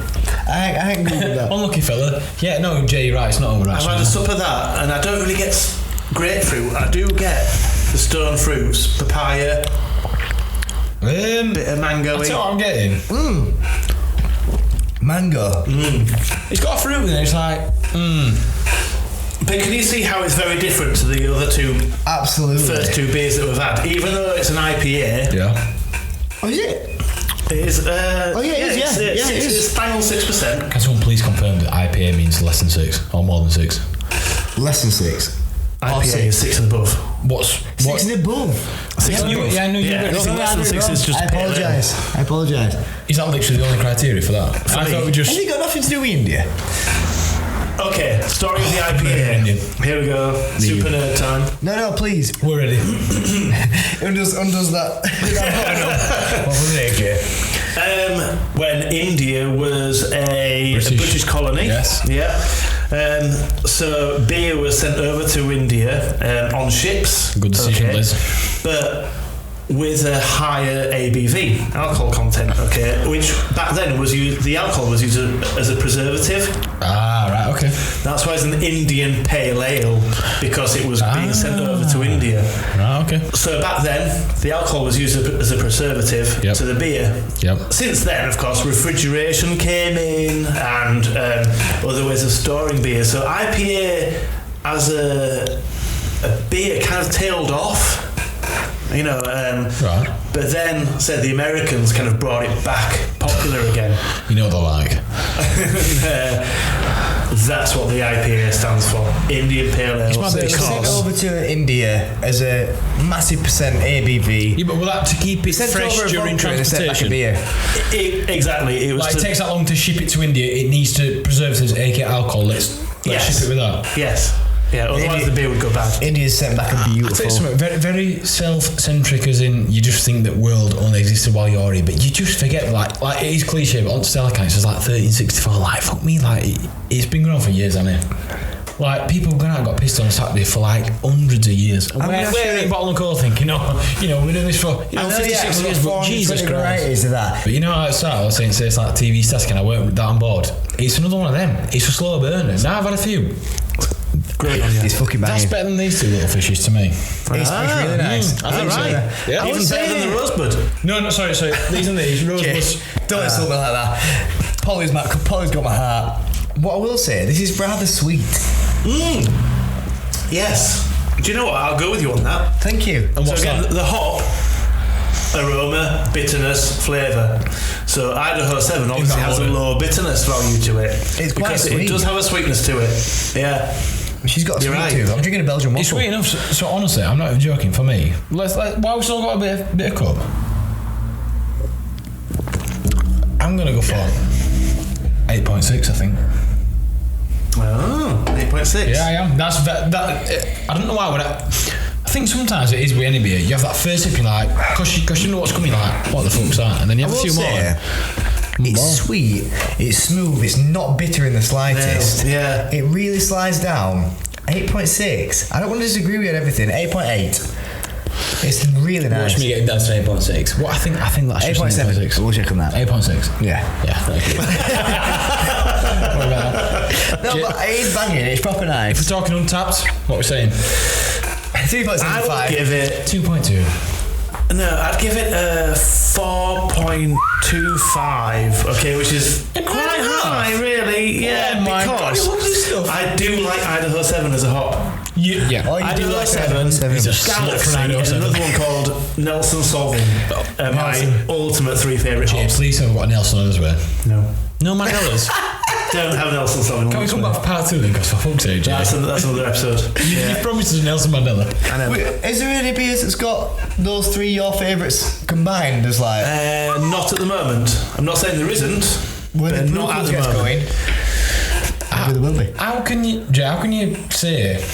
This is me from my point of view, I'm learning, but you said that your favourite hops are your Idahos, your Galaxy and your Nelson Solving. Yeah. But to get to that point of them being your favourites, you've got to have had this is predominantly Nelson, sorry, this is probably this, that, other. Yeah. How have you got to a point where you can identify that this is, or I like this because it's Nelson, I like this because it's Galaxy, these are my favourite hops. Do you know what I mean? Like, a bit of practice, obviously. That's really this guy owns a shop, he's a CEO of Bottle and Co, but don't worry about it, but CEO of Bottle and Co. It's practice, practice. It's experience, and just not just opening the can and chucking it down your neck. Yeah. It's about learning about what's gone involved in brewing it and what's made it so good. That's where we fell down. And that's what I say earlier on about how it might not be that you don't like beer, it's that you've not had the right one.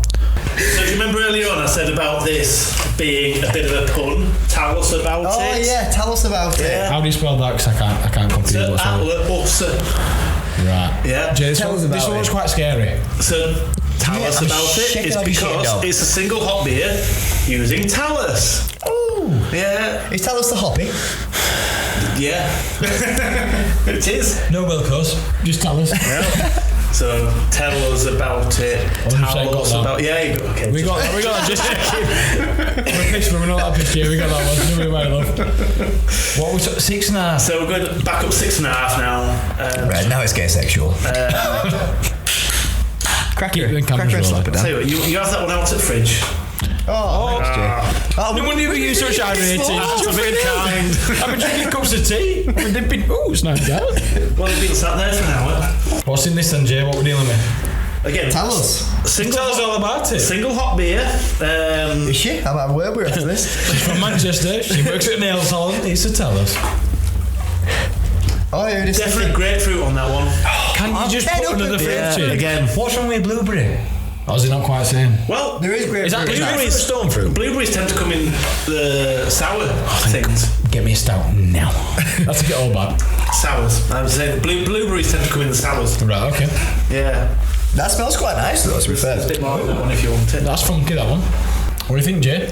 A bit of pig. Yeah, definite grapefruit. Bit of lemon.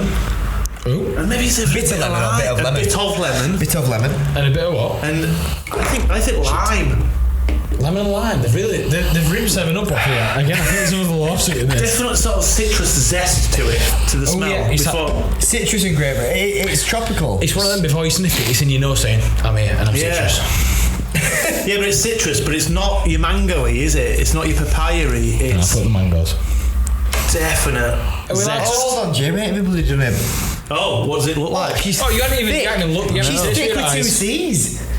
Jesus. She's fat with PH, if I pardon. Yeah, she is. She is gorgeous. I think this might be good so far. We do. I think we're back in this territory now. Yeah, we've not. In fact, no, because I really like this one. No, obviously I love that. I'm not saying we're that. back into the first 2 beers territory, aren't we? Yeah. In terms of what it looks like, much more opaque.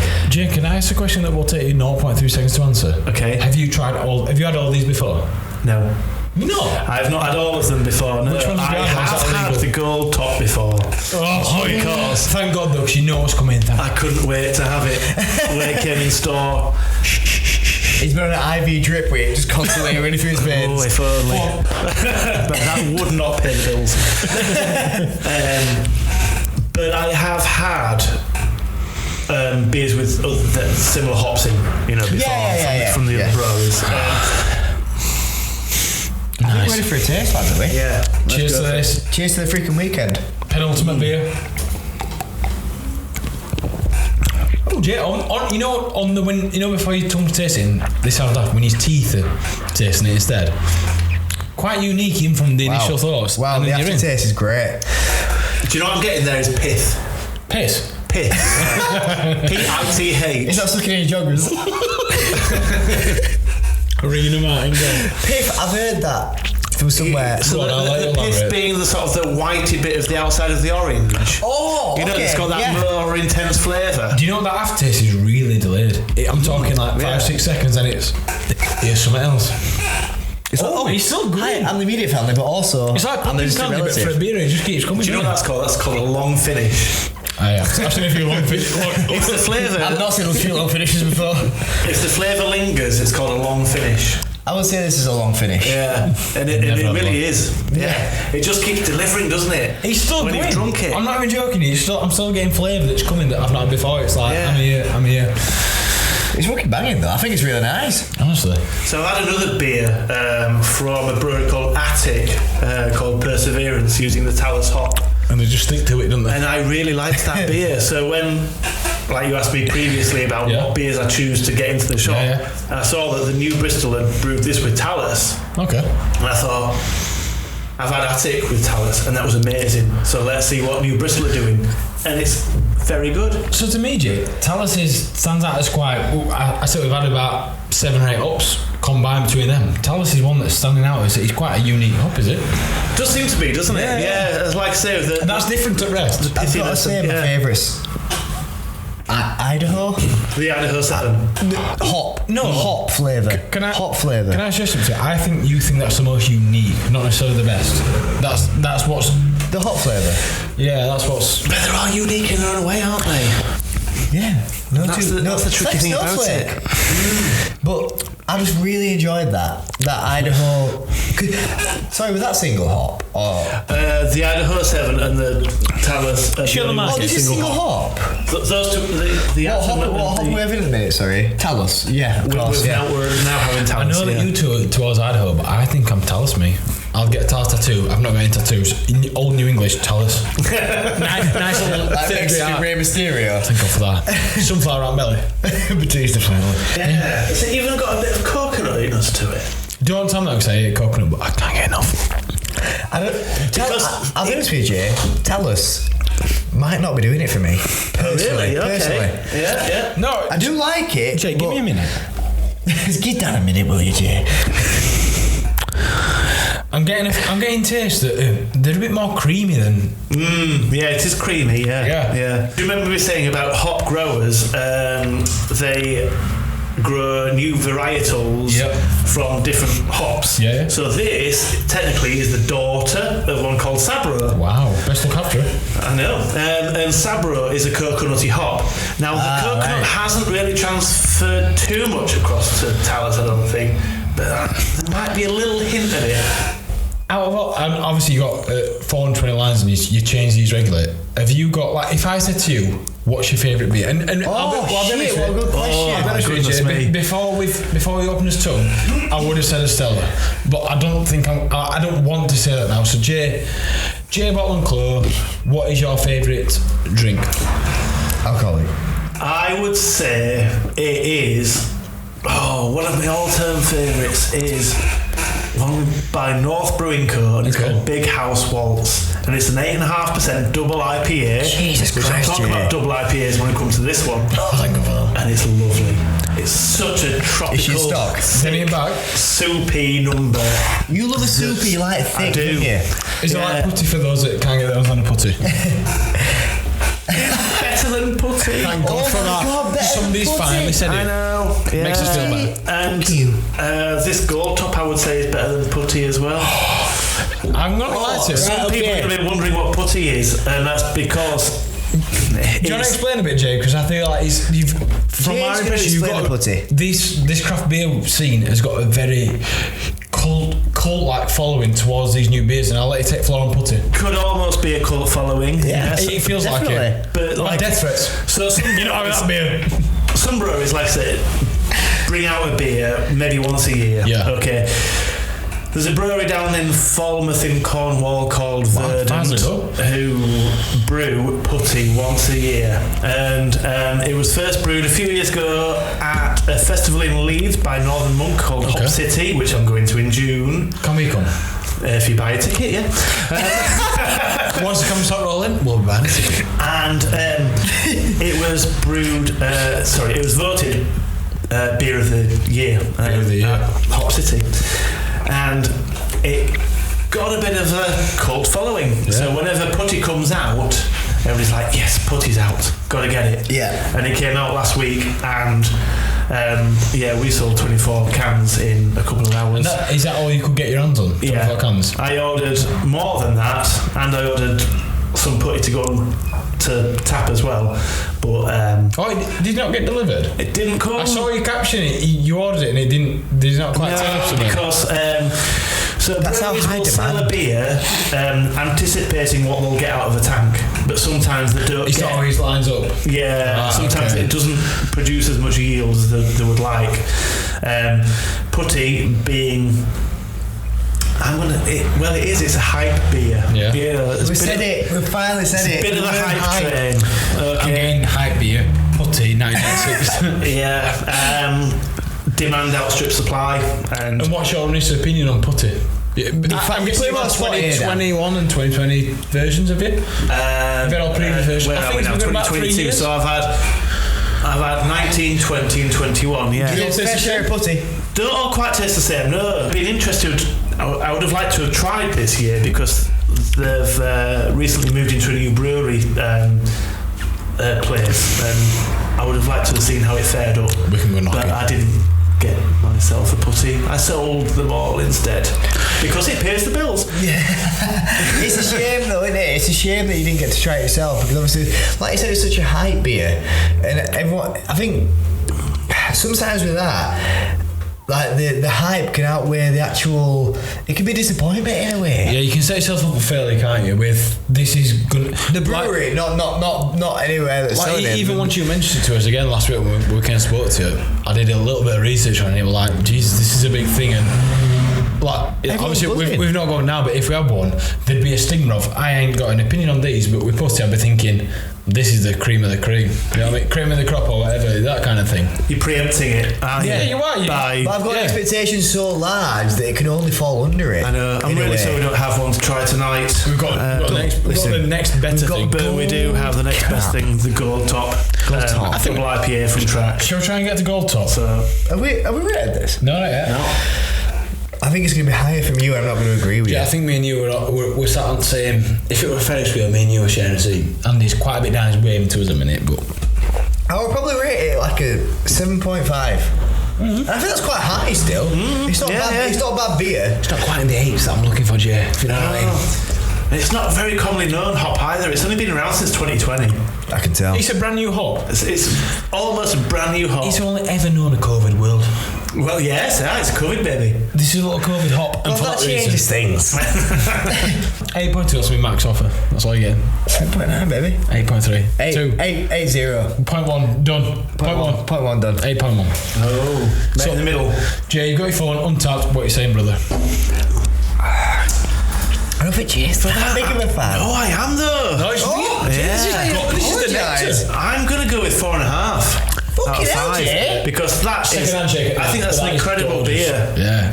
Oh, I do. That is stupendous. What does it for you? It's 6.5. Okay, so you can have a couple in a night, and you're not too leathered.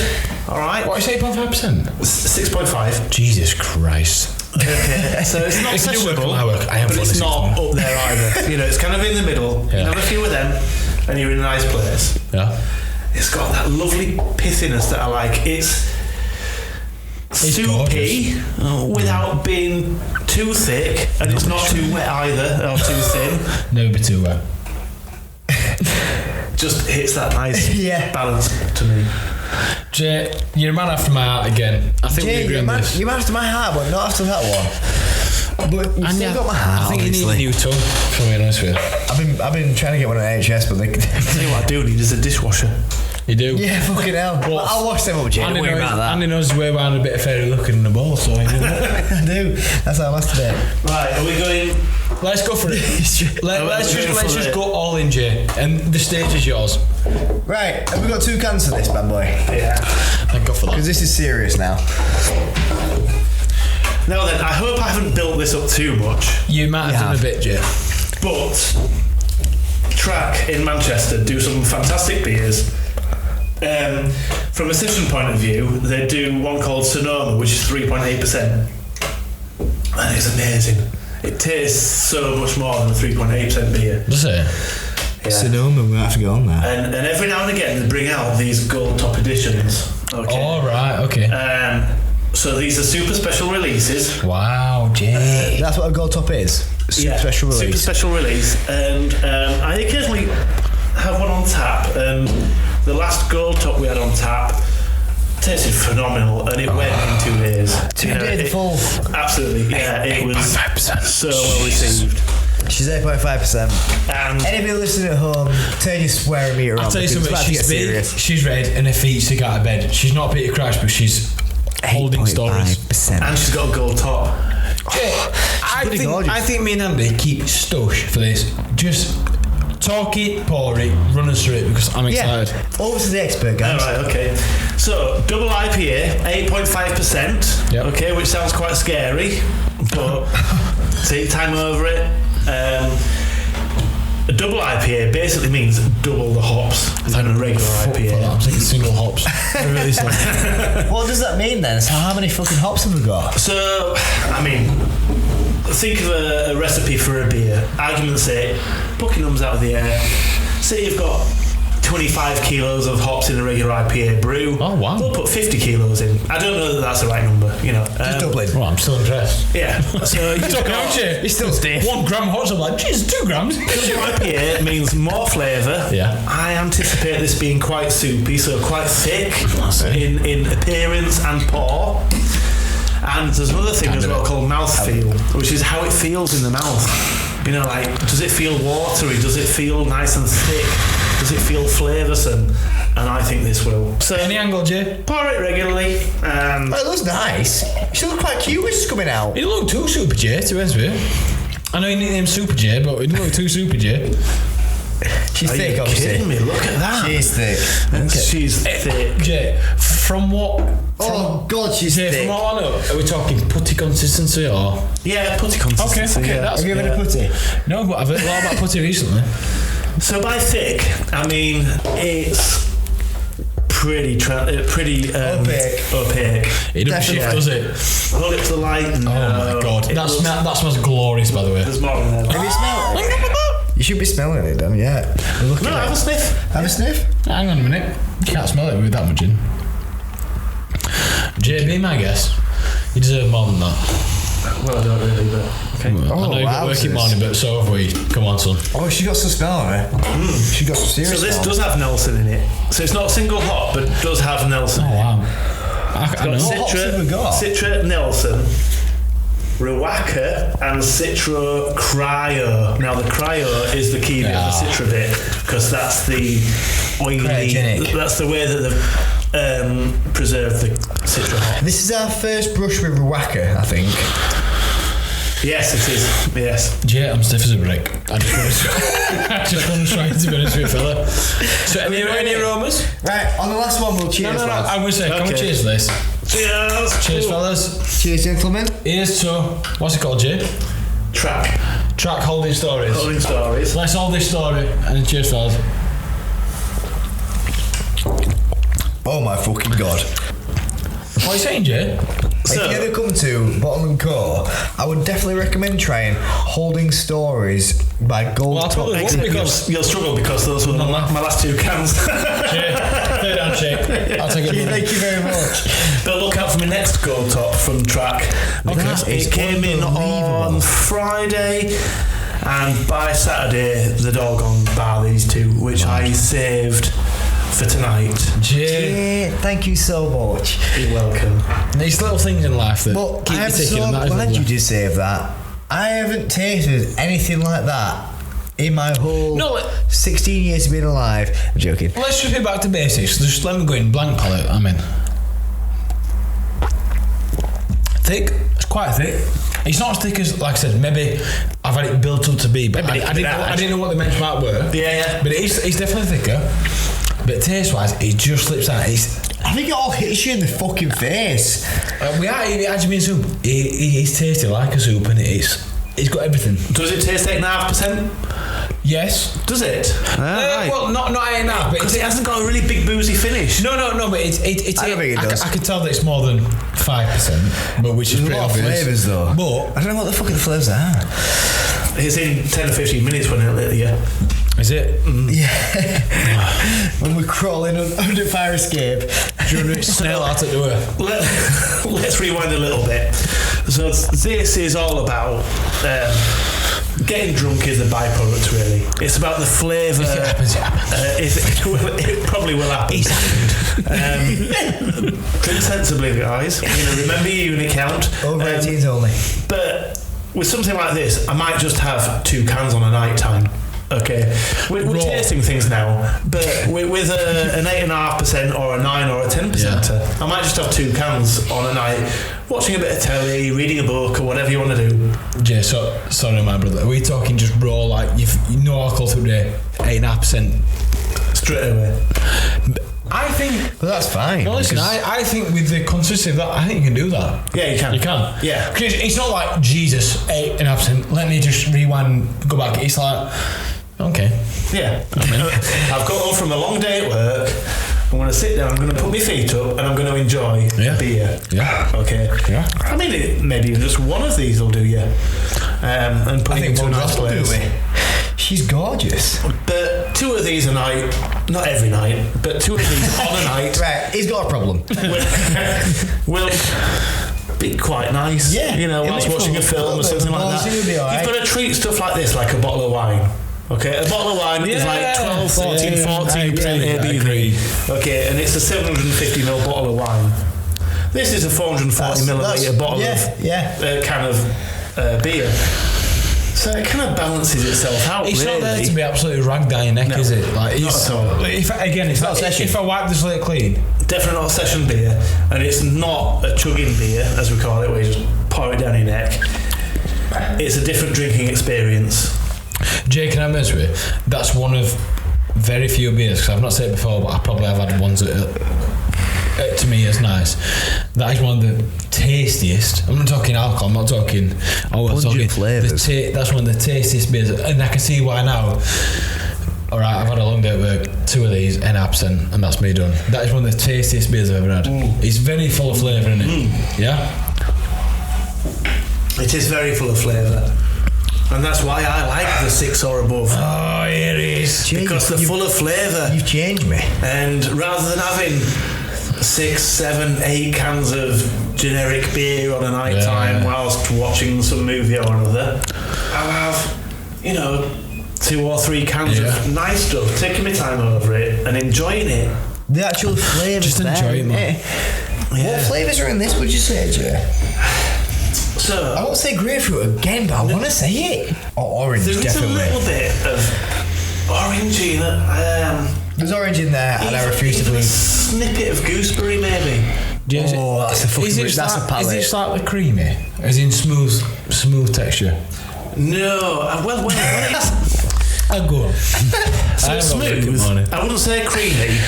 No, but it's got like it's not insulting to a drink, is it? No. I think that's what. So there is a thing called a milkshake IPA. So a milkshake IPA contains something called lactose.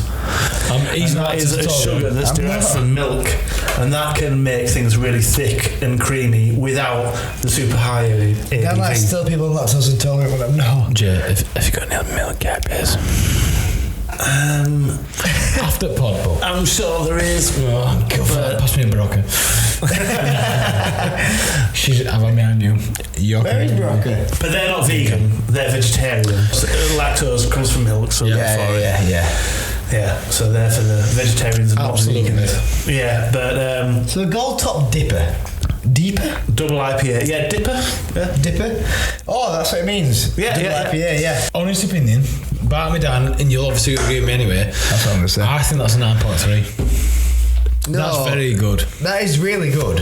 No, you're saying less? Only slightly. I'm not going to argue massively. I'll say 9.1. I'd be pushed up to a 2. I would be pushed up to a 2. I'm not going to get pissed on It's that. nice as flip. I think I will check on 9.2, but Jay, look at me, eyes, brother. 9.6. 9.2. Jay, that is very, very nice. Yeah. Yeah? And out of 5, Go on. I'd probably give this 4.6. 4.8. Fucking hell. Because that works, that's 9.6. it's incredible. What do we get? 9.2. Yeah, so There's a bit more leeway in our measurements, but We've got some bullshit measurements. And that's only because if I give it 5, there's nowhere to go, is there? No. I would never give anything a perfect score. But this is absolutely smooth, tastes phenomenal. Let's get a little overview of podcasts. You've tried these 6 lovely beers. You put thought, effort, and thank you very much. We can't thank you enough. Honestly, it's been lovely.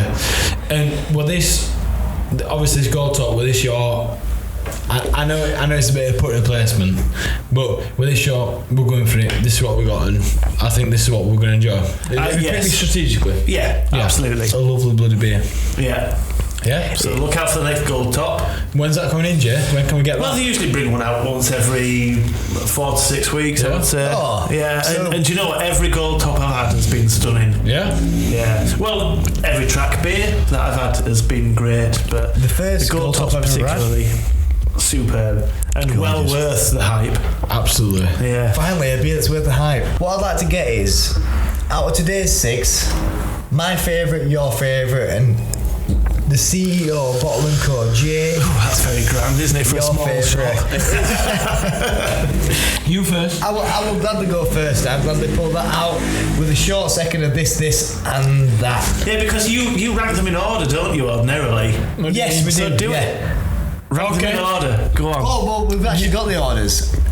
No, but you do your order. Yeah, but I can't remember. Yeah, no, now. I don't mind. Just rank in your order. Can you just I'm give putting us... you on the spot now, aren't I? Yeah, please. This is our official Fine and Dandy order. Is it? So The current one's got such neat writing. Wylam, which is the first one we had, 8.3, Dan. Yep. Polly's 9.1. Double Barrels 7.4. What is that before or after that? Put it at the end. 8.6 Insulation. Is that 8.1 Tell Us All About It. That upsets me massively. And then the Super That's Duper. our rating. I don't agree with that at all. The rating we just done. I our disagree humongously. So Jay, what have you got to say? I think I would Jay's say you're not pretty... far off, you know. Yeah, I think Jay's feeling Yeah. I always go down to the fact that they've all got their own characteristics. Yeah. They're all in their own little category in style, in ABV. Clearly, the gold top's going to be the winner because Obviously, it's super smooth, super juicy, 8.5%. And really we've nice also as well. had 5 other beers before it. Yeah. But even without the 5 beers, that gold top would just like surpass 100%. anything because it's It is just really nice. cracking. But you know, I think you've got it spot on with that kind of ranking. Wow. Yeah. Maybe we are finally beer I think connoisseurs. we've got that, and I think we'll do what we need to do. But Jay, all I'm going to say is, fella, thank you so much for having us. Thank you It's been so a pleasure. much for I'll coming check on. it again, but thank you. Thanks for coming. And Jay, It's all right. can I tee up a potential, not immediate, but part 2 maybe? Yeah, come again. Yeah. Well, I've enjoyed it. We'd absolutely love to. Jay, And also, Bottle & Co, Mapplewell, please get yourself down. They've got 420 types of beers. 240, sorry. yeah, it's not what you find anywhere else. It is genuine. We're saying this, we are obviously coming to do a podcast here. It is the only place, I mean, for Me us... and Dan came through his beers before we fucking did the podcast. there's not... You stand the supermarket beer. It is bloody lovely.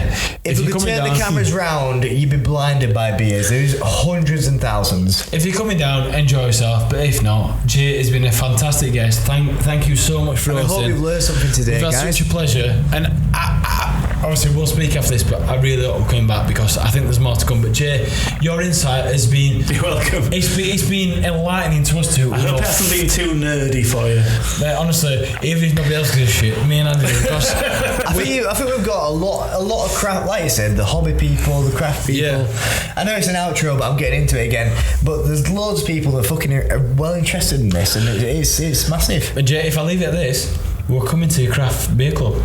Oh, the Homebrew Club. 100%. 2022. Yeah. I would not miss it for World, so you let us know, fella. But apart from that, We'll put a date whenever Jay tells us. Keep an eye on me Instagram and Facebook and Twitter What and is all your that kind Instagram? of thing. Bottle_co_map, I think. Bottle_co_map for everything. Follow these guys because they're absolutely outstanding. We've had a really good time. Thank you so much, Jay. we've been fine. He's been Dandy. He's been Jay. He's been Bottle & Co. CEO. Honestly, Jay, See you thank soon. you. But we'll see you in a bit. Take care. Cheers, lads.